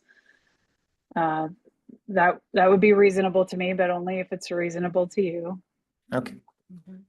Okay, so maybe potential adding two items. One is playground surfacing as Councilman, Go ahead. okay. Adding playground surfacing as an exemption to fit into the code, as well as small facilities or, well, I mean, that's probably not exactly the right word, but I think we got the idea of Yeah. foundations and so forth of adding that. And you could put in the code a maximum small amenities that would add less than X number Yeah. of Okay. impervious surface or something like that. So with those two adding with the existing, does everybody feel comfortable? If so, kind of maybe it'll come back, but. All right. We got a kind of a preliminary subject too, but Councilmember Reynolds has a comment. Yeah, I'm gonna continue in my series of being difficult. One thing to think about is the law of unintended consequences. So let's say for the sake of argument, you've got a park that has a little more impervious surface now than you'd like it to have. And it's got 1,000 square feet of impervious surface. And somebody says, let's take this piece of concrete out, like maybe at the milk barns at Luther Burbank, and shrink it down to 800. If you do that, then I think as this is written, 800 becomes the new limit. And so that would disincentivize the city from ever removing its impervious surface because they'd never be able to bring it back again. And I would worry about that. Because I don't think it's written to say no more impervious than we have in 2025. It's never increase. No, I was under the impression it was a net number. So if you subtract it from one, you could add it back. Right, if you do it at the same time, but what if in 2025 we remove the milk barns or whatever they were, and then in 2030 somebody comes back and says, I want to put a playground there. Right. As I read this, we wouldn't be able to unless we took another amount of. No, you Space would out have to somewhere set a else. point in time. You would have Yeah. in the language, it says, you know, whatever it is at this point in time. So that if you decrease it somewhere, that goes in the bank so that you can use it as an offset for when you want to increase. And if that's the intent, that would be great, but then you got to think about, well, what does that mean about new parks? Because Yeah. they have zero kind of a definition. So I think there's some things to be thought about there anyway, or clear. Yeah. So I think, Actually, we should exempt new parks. I'm not sure we're gonna be taking in like a 5-acre parcel anytime soon, but in the event we did, we would master plan it and develop it according to the master plan. So we can probably carve that out. And I didn't mean to cut you off, Commissioner Hay. I apologize. oh, I was gonna say, I think this came up in our last meeting. Peter, didn't you ask the question about how we keep track of this? And my understanding, you know, it's not like we have a bank of the overall, we don't know the exact amount of impervious surface right now, but my understanding was that it's when an area is developed or redeveloped, we're looking at that area as a whole. So we're looking at this park, that park, et cetera. Is that correct? And if so, do we need to make that clear in the code? I'm gonna have Carson talk to our planning department staff, although Kim or Kelly, if you have anything you'd like to add here. Typically, we don't maintain a bank. And I'll use an example from a residential, you know, permit application. If you come into the city tomorrow to remodel your home and add impervious surface, and you say, oh, hey, I used to have a driveway that I took out 20 years ago, that doesn't count, right? What counts is today what's happening. And so to Councilmember Reynolds' point, we will have to be very thoughtful about what, if anything, we take out, knowing that we might need that credit in the future. That could be a downside to this. I'll give you an example, a real life example, Mercerdale Park. That park, the sewer line that runs through the middle of that park will be replaced in the next couple of years, and the whole park is going to be dug up to replace that sewer main. And so and the trail's in terrible shape. And so we'll redo the trail while we're doing that project. We don't have enough width on that trail to get our maintenance vehicles even into one side of the park. And so when we do that, we're going to have to look at how we get a sewer vector truck in there, right? So we're going to need more impervious surface, at least in some point.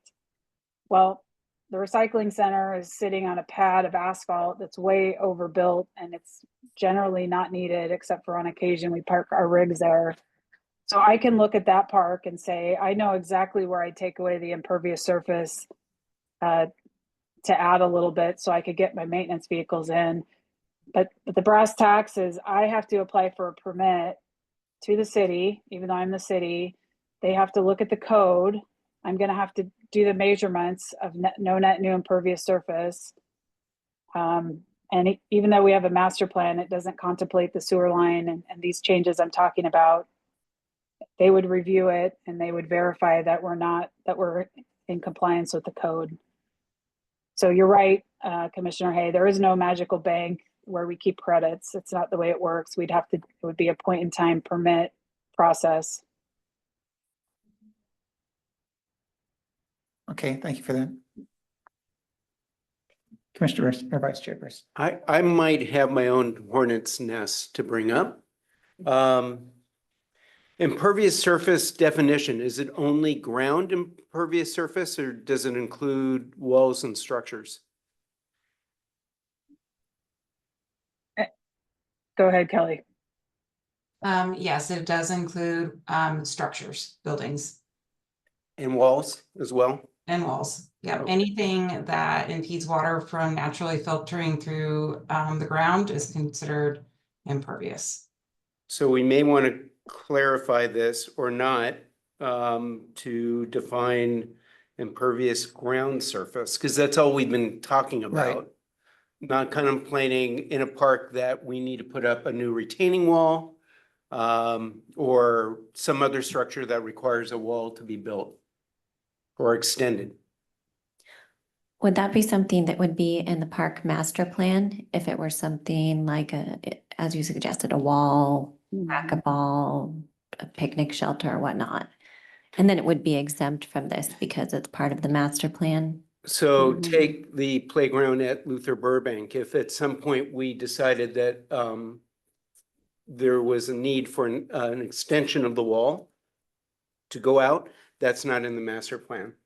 But that would be a net new impervious surface added to the park.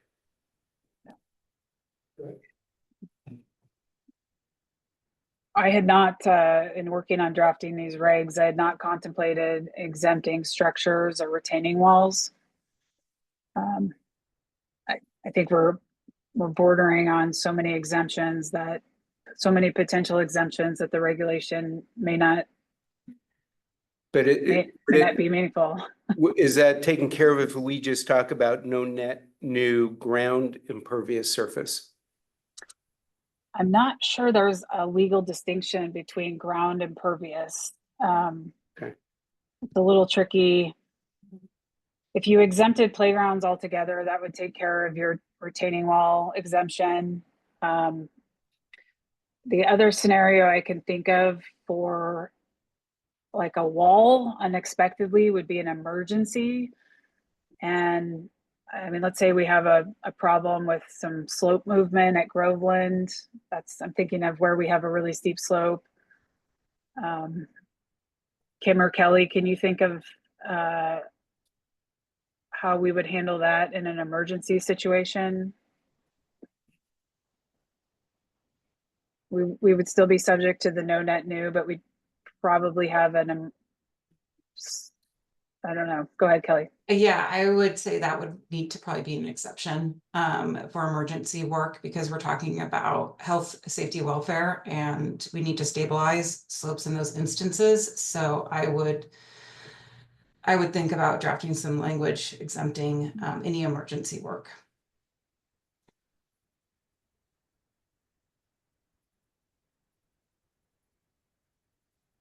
I guess I would think about, again, I think all of our conversation has really been around kind of, I'm calling it ground surface, I think, as you suggested, and if there is some way to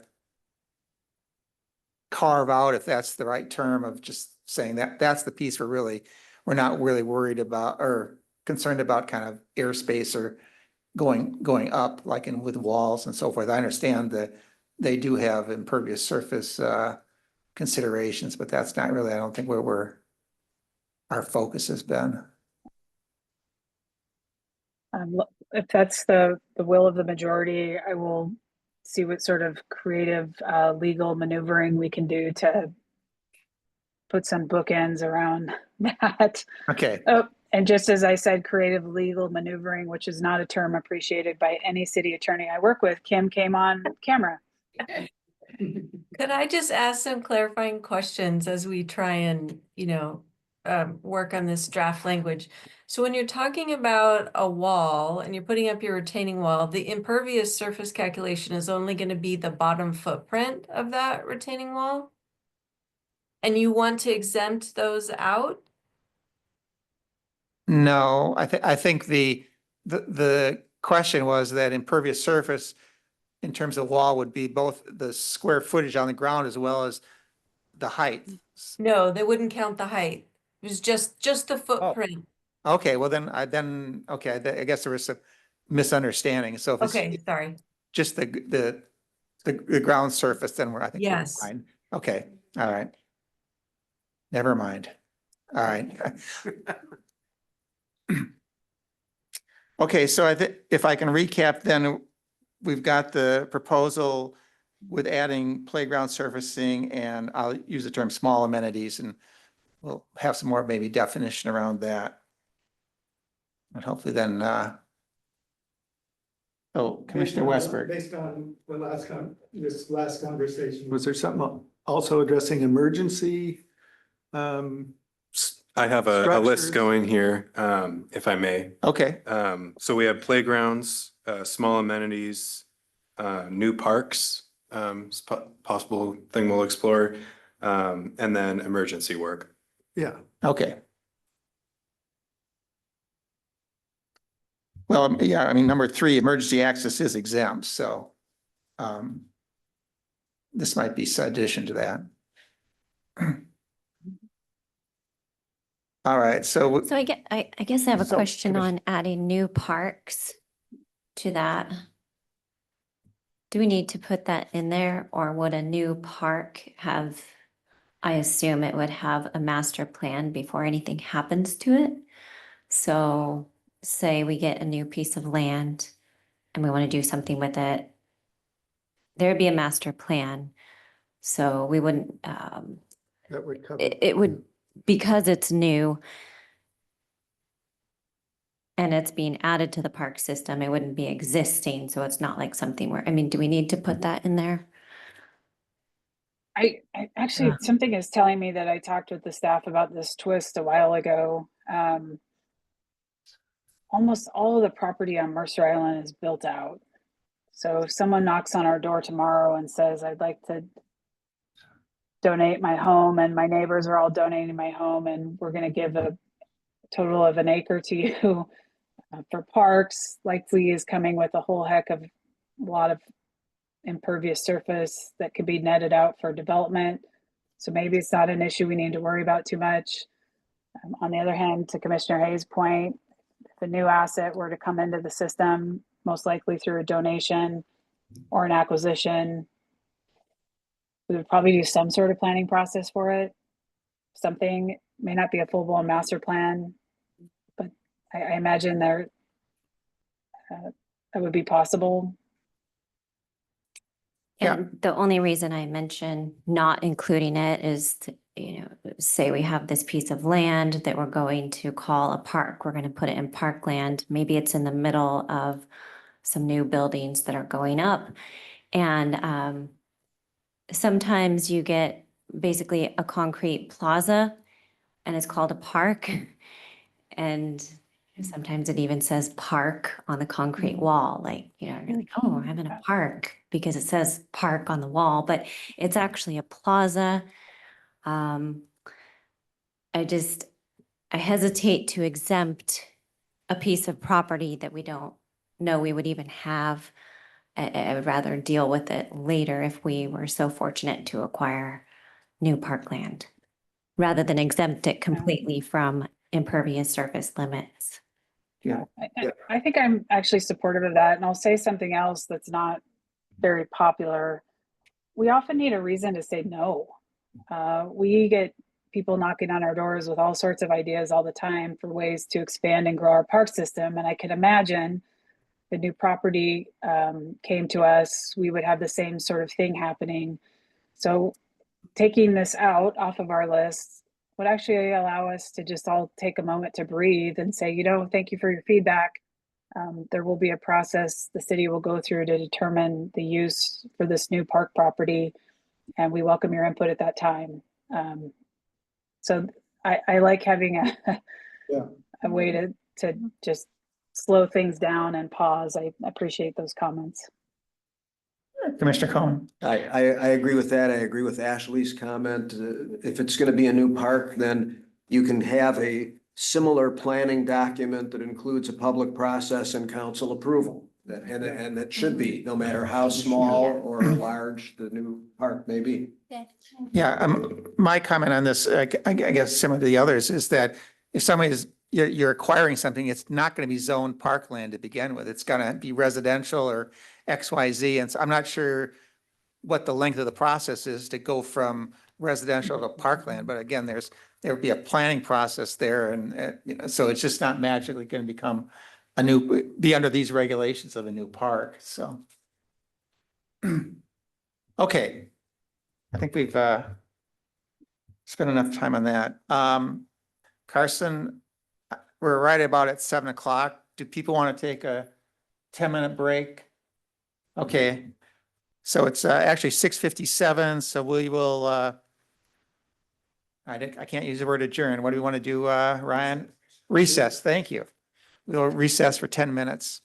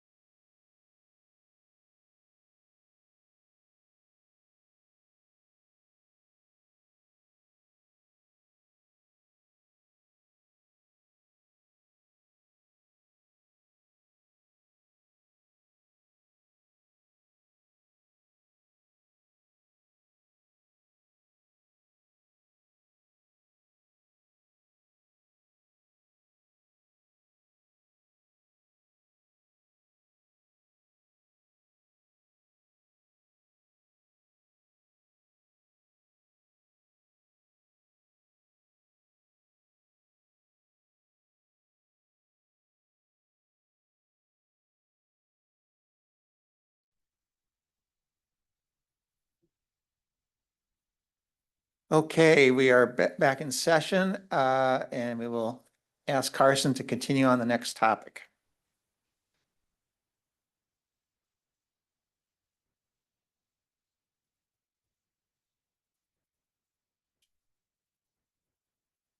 Oops.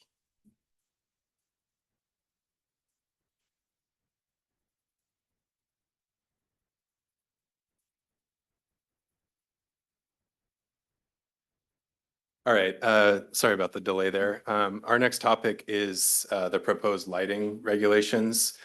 Kelly Hildy has written these proposed regulations for us, and so I think she will help give the explanation tonight. Kelly, I'll turn it over to you.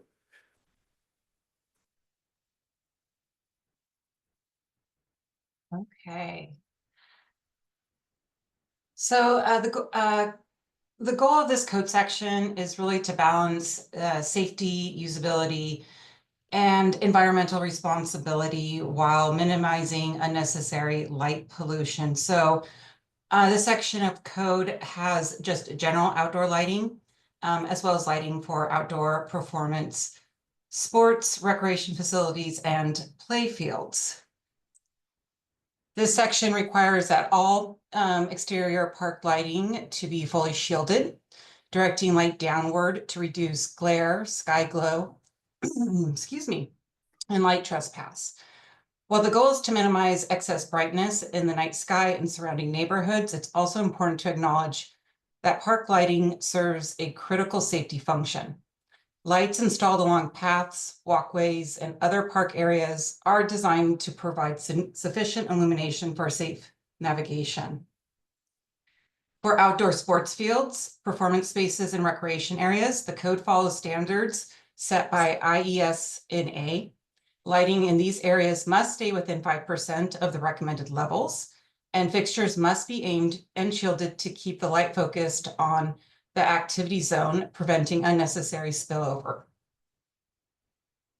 To help conserve energy and reduce unnecessary brightness, the code requires sports and event lighting to be turned off no more than 30 minutes after use. Automatic timers are also required, ensuring that lights are left on when lights aren't left on when they are needed. So ultimately, this code is about striking a right balance. Parks need to be well lit for safety, accessibility, and recreation. But we also want to minimize disruption to wildlife, park visitors, and surrounding areas. Any questions? Okay, thank you for that. Commissioner Cohen has a question or comment. Yeah, I asked a question that staff responded to in the matrix. So as currently drafted in 2A, lighting within a public right-of-way or easement for the purpose of illuminating roads, trails, or pedestrian ways would not be subject to the requirements of section 1 or I-1 of everything that you said, Kelly, about minimizing glare and sky glow and everything. Give me a few examples of public right-of-way that would be included in that, and tell me why that should be categorically exempted. Yeah, so right away is, just think of your street right away. Are easements such as trail corridors that are also serving a purpose for utilities. So to answer the question, why should some of that be exempted? I would say first and foremost, safety. Especially when you're looking at a street right away, you have multiple users, vehicular, pedestrian, bike. And in some instances, you may need those to be fully lit. So that would be the exemption and why we want to keep that language in there. I do want to point out, I did have an opportunity to review our public works standards when it comes to street right away. And they do have illumination standards, one for town center and then street standards outside of town center. In town center, those lights are already shielded. In the streets outside of town center, for any illumination or light poles near a residential structure, those also need to be shielded. So there are some shielding already in place within the right of way. Can I ask a follow-up question? Yes, sir. Okay, that's interesting, but we're talking about parks. Yes.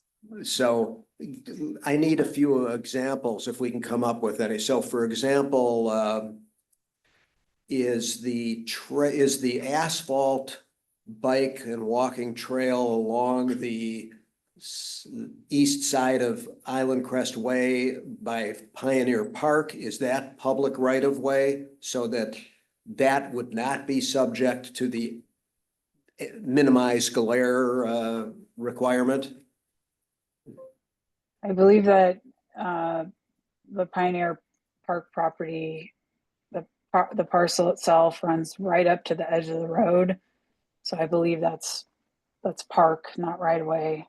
If I'm following your question, Commissioner Cohen. Yeah, well, I hope I'm making myself clear. I wanna know what kinds of areas would not benefit, in my view, benefit from restrictions on glare. So Kelly, oh, go ahead. I'm sorry, I didn't mean to cut you off. That's okay. I'll end the sentence there. Kelly, I wonder, just listening to the conversation so far, I know we've picked up the code language and modeled it off of existing code language. Does the right-of-way reference need to be included in here? Because I don't want to conflate the park zone regulations with the right-of-way regulations. We've been really intentional about that. And maybe we can't answer that tonight and we should just pick it back up and follow up for the March meeting. Yeah, I think we should take a little bit of time to look at that a little bit more and see if it's appropriate as an exemption or even if it should be addressed. Or maybe even consider whether it ought to be modified by where it's important for safety, or something, or maintenance, whatever it is, that kind of thing. I don't think, personally, I don't like the idea of just deleting public right of way or easement and leaving the rest of it, because that in some way makes it worse from my point of view of what I'm saying, because then anything that illuminates a road, trail, or pedestrian way doesn't have to minimize glare if you did that. And I don't think that's the way I would want to go anyway as a commissioner. What I'm concerned about, and I think we can carry, if you all can make sure we leave tonight with your themes on lighting, I'd like Kim and Kelly to just work on this, because the park zone can't regulate right away. That's not the way it works. Sometimes the references are there because, as you all have had the pleasure of looking at our parcel maps, we have overlap where you've got something that's right away sitting in, and it gets a little confusing. So I think we maybe need to just take another pass at this. So I have a follow-up question related to that. The portion of the code that talks about lighting, like the city code, like same as parking, those areas outside of the town center that they talk about parking, lighting, et cetera, those principles would apply to the parks, right? Just like the parking principles apply to this area. Is that correct?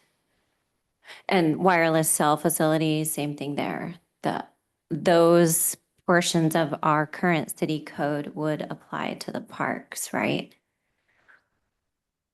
Yes. Kelly, that's your read of the code, yes? Yes, that is my read of the code. Right, because we have some basic principles in the lighting section, 1912-070, and there's one about safety and function, which I think covers what we're trying to do here with the right-of-ways, function and security sufficient for pedestrian, bicyclist, and vehicular safety. So if we're already covered by that portion of the code, I wonder if we need to put this exclusion in here, if that's the intent, that it's for security of those areas.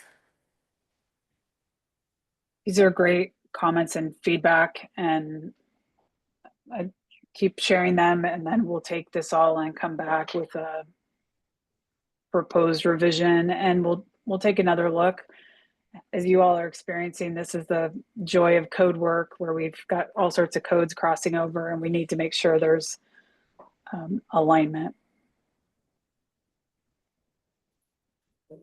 So I have Chair, sorry, I have a question, and I think I already know the answer, but just maybe for the record. So even though we have these exemptions, I mean, I assume that it's the city's desire to try to minimize glare relative to save, I mean, so forth and so on. So it's not like, well, you know, the choice is a 500 watt versus 1,000 watt. Well, let's just put the 1,000 watt in kind of thing because they're on sale or something like that. It's more you're going to follow those principles above. It's just that you need some exceptions here because for safety, et cetera, et cetera. Yeah, and there's no sales on anything these days. So no, and maybe just to add one more layer to that, there are lighting standards that we need to meet, right? So poorly illuminating an athletic field to reduce the brightness sort of defeats the purpose of being able to see the softball before it hits you in the head, you know? So yes, we're doing everything we can to strike the balance that Kelly was talking about earlier: safety, light pollution, and usability. And it's challenging. Thank you for that. So I think we've got just a couple items to bring back, but I think we're probably good to go then. Can I ask a question Oh, about 2B? Okay, sorry. I'm not understanding this, because we say lighting fixtures existing prior to the effective date of this section. Isn't that all of our lighting that we have now? What am I missing here? Why are we putting an exclusion for lighting fixtures currently existing? I've got to be missing something there. What's going on with 2B? Yeah, I can explain that. When we upgrade, I'm going to take an athletic field, and Kelly, if you'd like to piggyback on here. When we often have to replace a fixture or ballast or something, just a one-off, and we don't want to be impeded from doing that under this code. So if our lighting on an athletic field is not up to this code standard, we still have to do repair and maintenance, and we want to make sure that those lights are exempt until the time at which we do a wholesale improvement and upgrade. At that point, and we do that, I don't know, our lighting on athletic fields usually turns over every 20 years or so, and technology is advancing. That's when we would upgrade the lighting fixtures. So this one has me just a little bit concerned if we don't allow that kind of, I guess it allows us to be non-conforming in repair and maintenance. Kelly, is that your understanding? And is there anything else you could add? Yeah, I would say lighting design has come a long way, and a lot of best practices are already using shields. I know at the ball fields, shielded lights were added. City Manager Bond brings up a really good point. These facilities, when they're installed, they're installed for a while, and lighting infrastructure is very, very expensive. So I think a provision like this in the code is necessary. And at the point where lighting infrastructure is being replaced is where we would require the fully shielded if they're not already. Okay, thanks. That makes a lot more sense. So we're talking about maintenance and repair, not replacement of. Well, we are talking, so if you go out and stand at Island Crest Park, we've got several light poles, and let's say a tree falls and takes one out. We're going to need to replace that right now today. We may replace it with like versus like. So it may not be brought up to code. But at some point in the future, all the light poles are going to get upgraded. Maybe not the poles, but the lights themselves. So these situations happen often enough where our light infrastructure is damaged through, an environmental circumstance like a bomb cyclone. Vandalism is probably one of the top issues we have with lighting replacement. Those are some of the first pieces of equipment that get taken out. So we are talking about limited replacement if something is broken and can't just be repaired. Does that help? Yeah, definitely. So maybe we just put that maintenance and repair at the beginning of the sentence. Maintenance and repairs of lighting fixtures existing prior to the effective date. Otherwise, it reads as I think that's why I was confused, because the sentence reads as if we're excluding all of the current light fixtures that we have. So that makes a lot of sense. Obviously you need to, baseball hits the light bulb, you need to repair it. You're not going to replace the whole thing with something new. Got it. I don't have the code right up on my screen here, but that revision sounds like it improves the flow. So we'll add that to our list.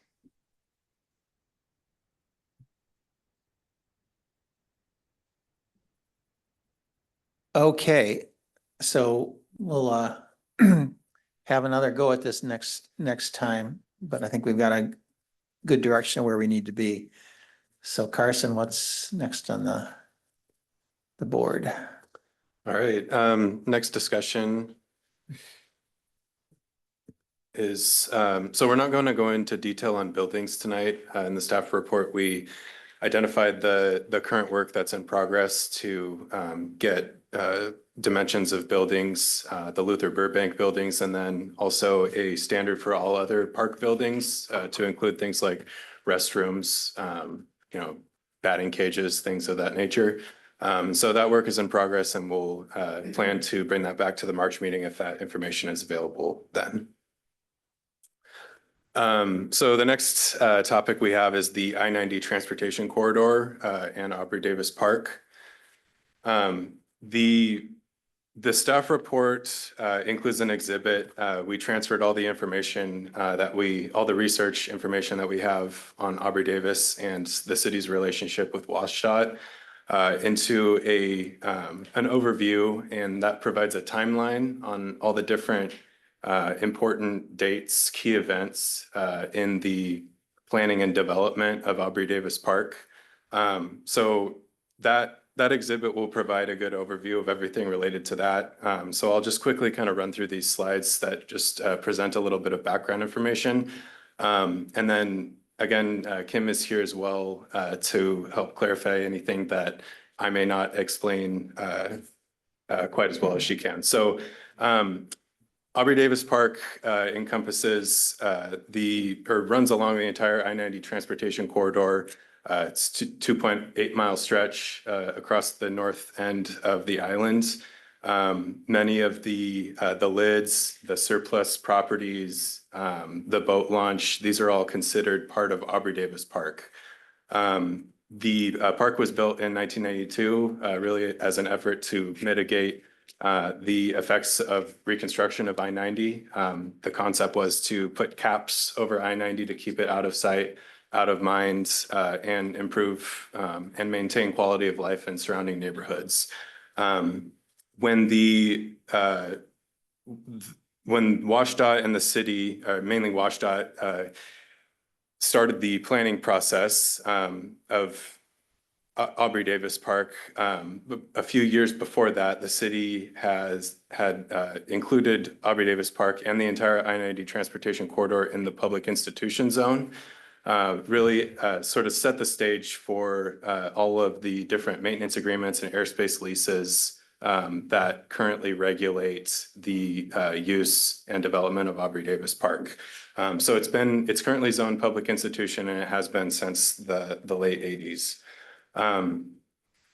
The turnback and maintenance agreements with WashDOT that were executed in the late 80s are the documents that regulate the city's use and development of the park. These airspace leases were put into place in 1994, and they have a 40-year term. So we're coming up in 2034, about 9 or 10 years here, on needing to renegotiate those agreements with WashDOT. And an important consideration here is that WashDOT really has the full right. They hold all the cards when it comes to maintenance and operation of their land and airspace. And so these agreements can be terminated on immediate notice for transportation emergencies and other provisions. The terms of the airspace lease and the statutory authority outlined in RCW 4701-260 control the current use and development of the entire transportation corridor, including Aubrey Davis Park, through 2034. Any sort of revision to the land, any construction work, development, it needs to be done with WashDOT's approval. The city doesn't do anything in the park without making sure that WashDOT is on board with it. A piece of information that I don't think we made clear in past discussions about Aubrey Davis Park is an amendment that was made to an RCW 47-12-120 in 2003, which provided that surplus property leases are subject to provisions and requirements of zoning ordinances of political subdivisions or governments.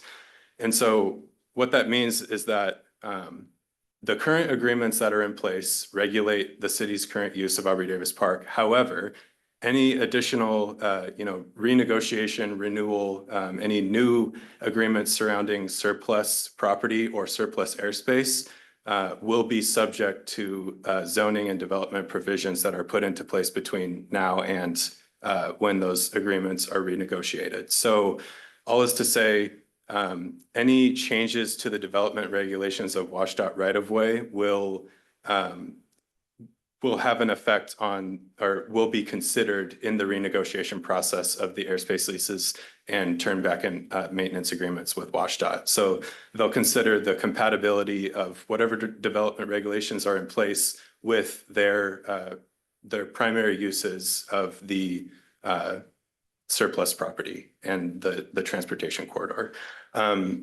So I guess I'll pause there. Kim, if I have explained anything, or if you'd like to expand on anything, I'll welcome you to do that now before we move on to the next slide. Carson, I think you did a great job. I'm happy to answer questions at the end or now, whatever works. Can I ask a question about that one? Because I asked about it in the matrix and you gave me some information. Sure. So you're saying that currently that amendment isn't being used by the city? Is that right? Yeah. That's correct. I looked at whether or not that would be retroactive, given how the legislation was passed. And under the case law, it is not retroactive on these leases right now. So it would only be under renegotiated leases in 2034. Okay, and presumably WashDOT is well familiar with that amendment. So it's maybe this isn't something you really want to discuss at this meeting.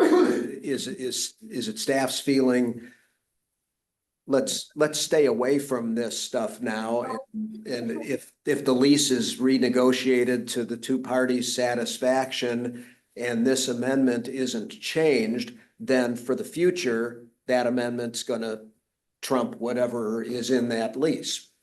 If there are things that fit within zoning ordinances that the city wants to implement. Yeah, Commissioner Cohen, I think you've probably gleaned, it's been really tough to have this conversation in the Parks Commission meeting, because I don't ever want to put the city in a position of, compromising our good relationship with WashDOT and the future renegotiation of all these agreements. I do have a concern, and given the new RCW, the amendment, I think the process that WashDOT will have to go through. Sorry, my kids just got home. Going crazy in the background. I think WashDOT, if the zoning regulations changed, if the transportation corridor was rezoned as parks, when they go through the process of reevaluating whether or not to renew the leases, what they would observe is that their property, which is primarily dedicated for transportation uses, is now incompatible with the park zone, right? The park zone as written right now does not allow for transportation use. So they would have to make a call on whether or not they could comply with this RCW. And if they could not, I think it has there's a real potential to impact our ability to renew those leases. I've probably already said more than I wanted, but I want to emphasize we have a very good relationship with WashDOT. That doesn't mean we always agree. That doesn't mean we don't, sit down and work through things like, an I-90 closure that gridlocked our island a few years ago. But we have a good relationship, and we feel strongly that we need to position ourselves well to renew this whole long list of agreements. It's more than one. It's a very complicated set of agreements, turnback agreements, airspace leases that comprise what we refer to as Aubrey Davis Park. So I hope that answered your question. Commissioner McCarthy. Thank you. Yeah, it seems to me like the park is the bonus that we're getting from WashDOT, and we don't actually have the authority to say, as much as we'd like to have Aubrey Davis Park zoned as a park, it's not our property on Mercer Island to be able to say that.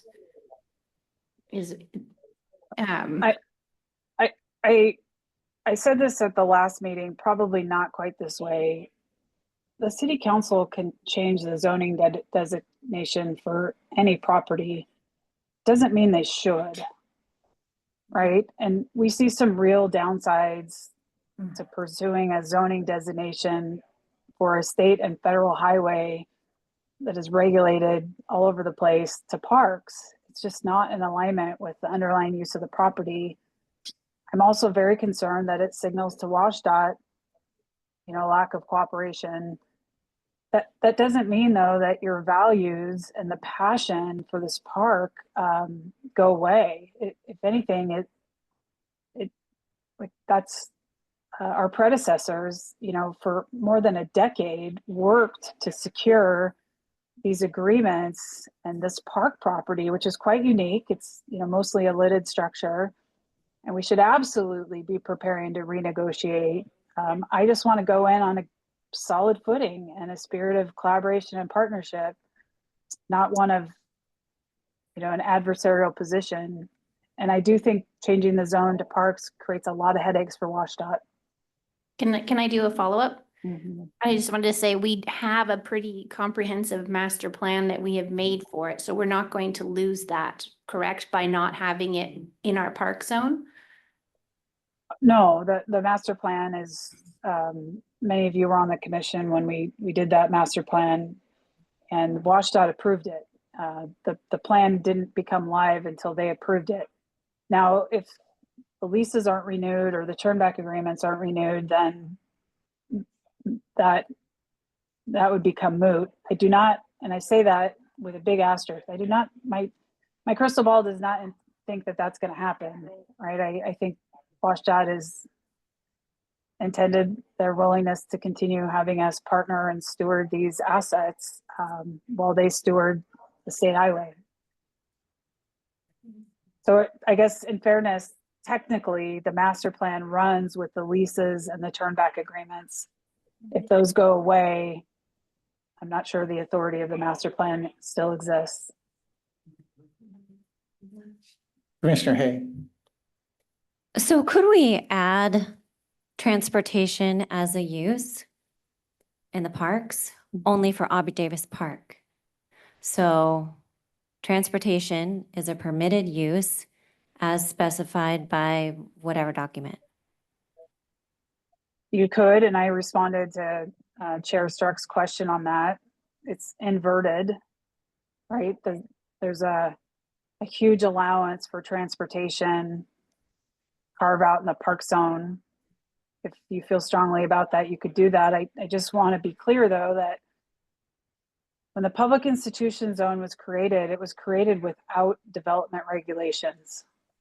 So we don't say anything about how WashDOT manages I-90 by design.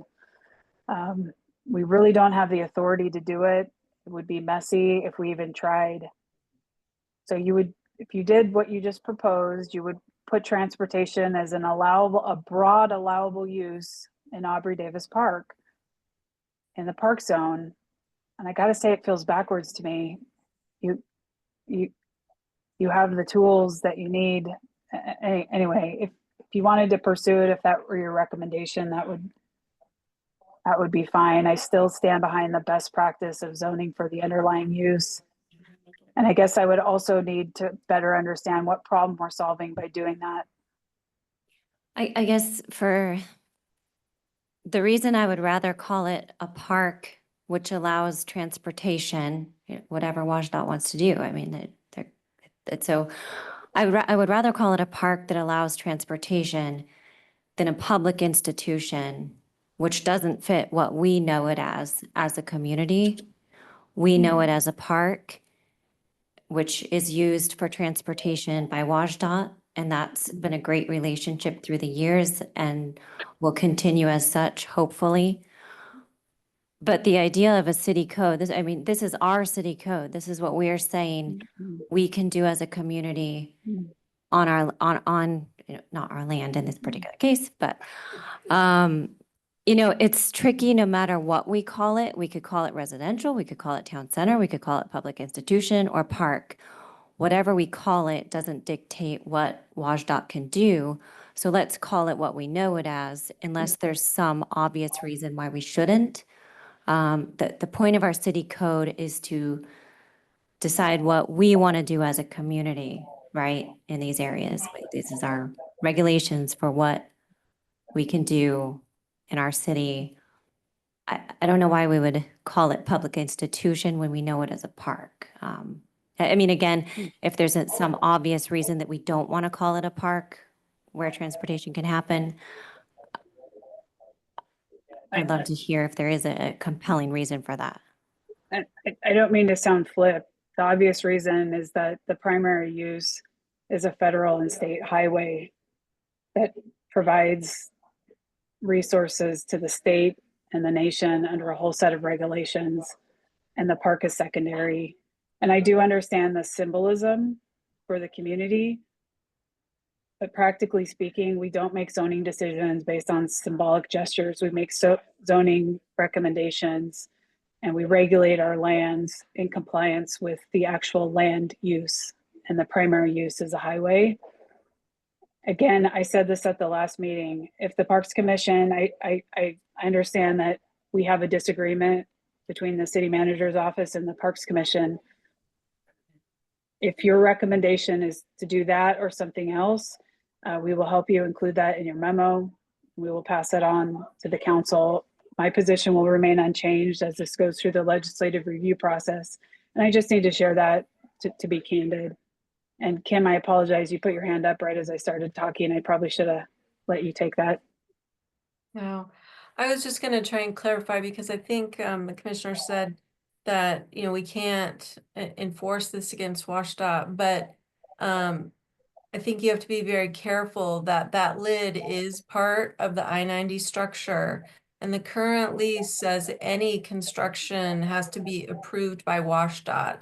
And that is because this is a part of the I-90 structure. And so I think I would suggest you would need to go back and look at the regulations and see how they would affect the I-90 structure and not just the park use.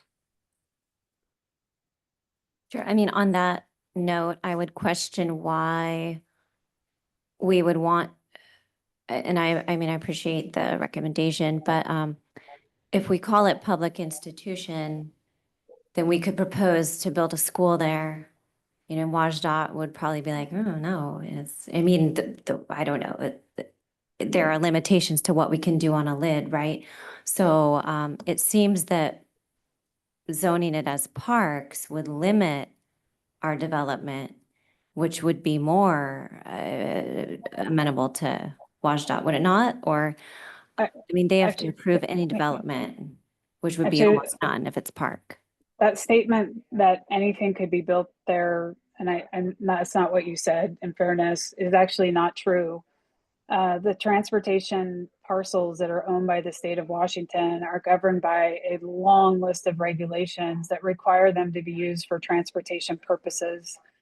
The leases, turnback agreements that we have all tie back to transportation as a predominant use, with this sort of extension that allows us to operate them as a public facility and a park facility. So the state can't just say, go use our transportation system and put a restaurant there. There's a whole bunch of regulations that prohibit them from doing that. I'm not prepared to speak on all those details tonight, but I can tell you, like in the Sunset Highway area in Town Center, any non-transportation use is just not allowed. In fact, we recently bought a small sliver of parcel at full market value to combine with the Tully's property, just to ensure that we were in alignment with state law and their limitations on land use. I'm getting really into the weeds, but we spent a lot of time with this. Yeah. So, yeah, thank you, City Manager. I think at this point, we've probably spent a lot of time on this. I think let's just have I was gonna say preliminary, but let's just have a consensus or vote as to the staff recommendation to leave the zoning as PI and not to include in the park zone, or the recommendation to include in the park zone. So all those in favor of the city recommendation signify. Aubrey Davis out. Out. Okay. So there's majority, so that's what we will do. Chair Stark, before you move off this topic, I don't want to lose the passion and the importance of the discussion. If there's anything that you would like to share, and I know it's getting late, for inclusion in the handoff memo, please do. If you don't want to do that tonight, let's at least get that on the table next week or next meeting. Or you can email Carson and I individually, and we can capture your sentiments in that regard as well. Thank you for that. Oh, Commissioner McCarthy. I just want to say that no matter what it's zoned as, I don't think that we lose anything from the change of the zone, because right now it's not technically zoned a park either. Right. And we still all think of it as being a park. So it's not going to be any less of a park to the community or any less loved as a park. Right. You know, and according to the master plan, will be managed, I suppose. Okay, thank you for that. Let's go to the last topic. All right, so thank you, Chair. The last topic is the Mercer Island Community and Event Center. We have a few slides prepared just to give an overview of the facility. It's about 43,000 square feet, two-story facility that serves a number of purposes for the community, from recreational programs to private events, special events, and other more administrative and citywide operations. The current zoning of the community center is R15, which is a residential zone. And so that doesn't necessarily line up with what the facility is. And there are some future plans on analysis of zoning designation for the community center, which I'll touch on in a later slide. But the general amenities that are offered by the facility are a gymnasium. There's lots of different game rooms, dance rooms, fitness centers, and meeting space. There's also a full catering kitchen and a number of other different amenities from an annex facility, emergency generator, and quite a bit of impervious surface out there in the parking lot with over 220 parking spots. The community center is a multi-purpose city facility. It serves many needs in addition to recreational programming, from being the home of the city's Emergency Operations Center and emergency warming and cooling shelters. It's also the home of board and commission meetings and city council meetings. There is leased space for a childcare business, and it also offers meeting space for citywide meetings and office space. Given that the Mercer Island Community Event Center is a multi-purpose facility, the staff recommendation is to not include the parcel in the park zone. However, there is a plan as part of, I believe in the next biennium or next 2 to 3 years, to take a look at the zoning of the community center in addition to a number of other city properties, the city hall property being another example, to take a look at those properties and reevaluate what zoning designation they should have. And so that is the staff recommendation. I'll turn it back over to Chair Struck. Yes, thank you. And just for transparency, I was the one that recommended that we just put this topic on the agenda. I recall back in September when we went on the tour bus with Mr. Daly driving, that we talked a little bit about, well, what about this property here and so forth. So I think for transparency, we should just have that discussion, and I'm not sure we have to have very much discussion, but if anybody has any comments,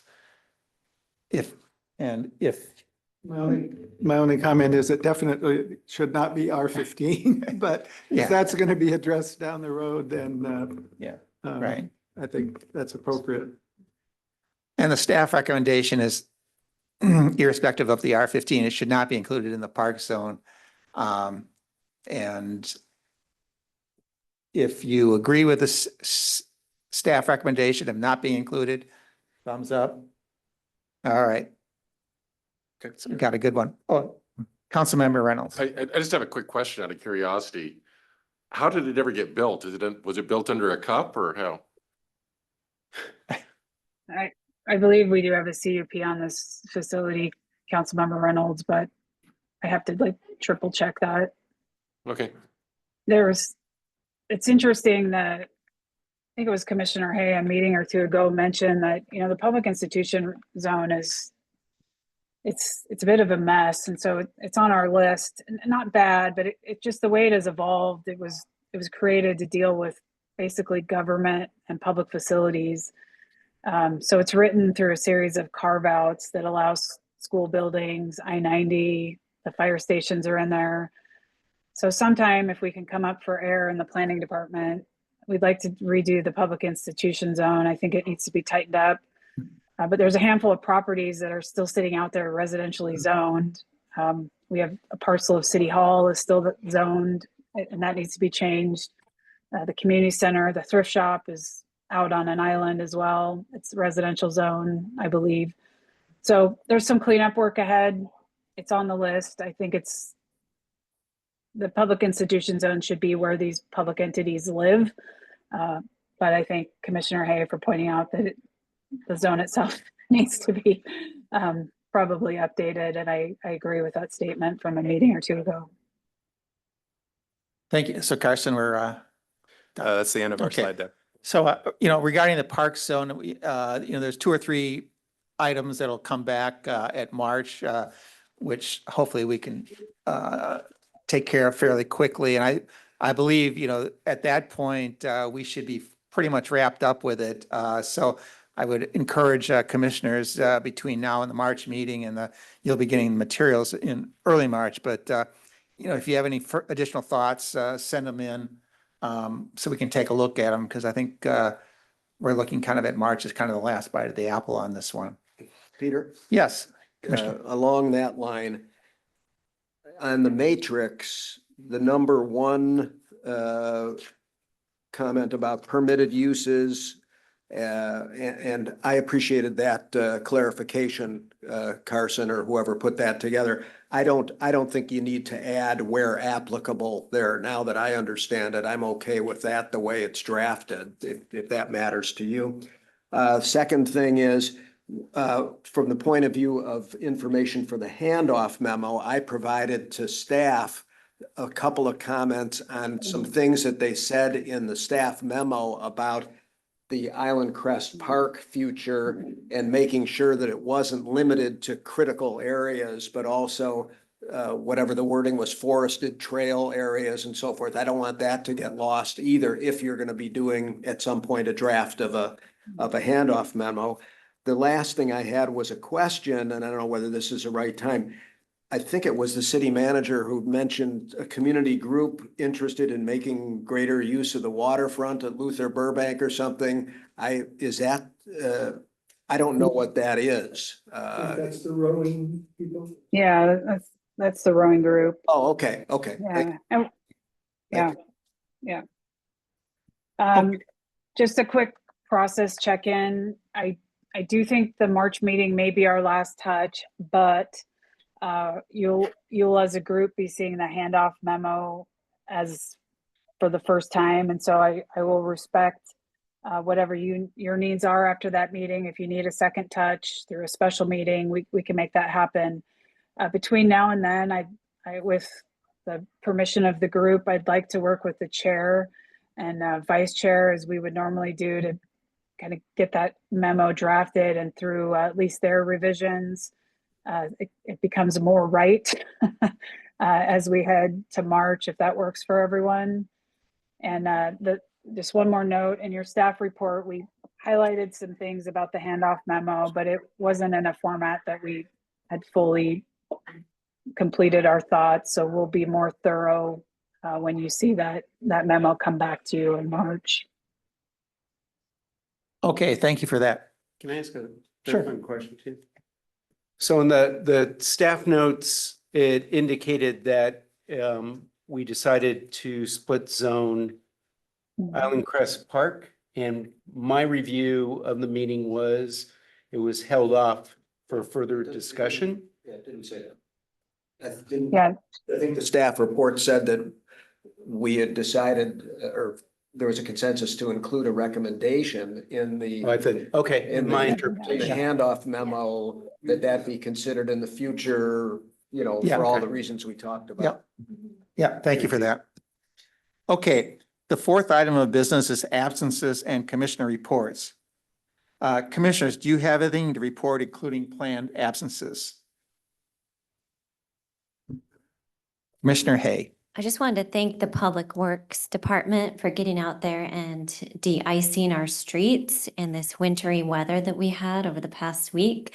I could tell they had been out there bright and early to keep our streets clear and safe. So thank you very much.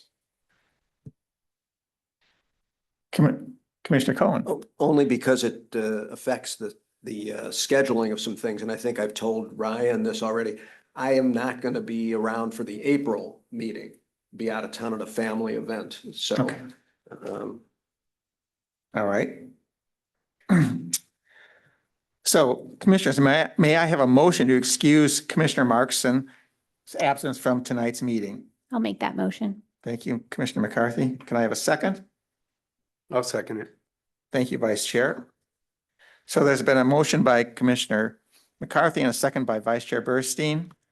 Commissioner, does anyone have any comments before we vote?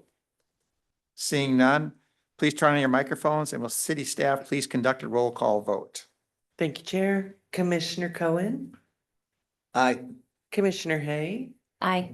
Commissioner Westberg, Aye. Commissioner McCarthy, Aye. Vice Chair Burstein, Aye. Chair Struck. Aye. Thank you, Chair. Motion passes. Thank you. So the next Park and Recreation Commission meeting is a regular meeting on March 6th, 2025, beginning at 5 p.m. The time is now 7:56 and the meeting is adjourned. However, as a reminder to commissioners, please stay seated until the city staff has terminated the Zoom broadcast. Good evening and thank you for joining us tonight.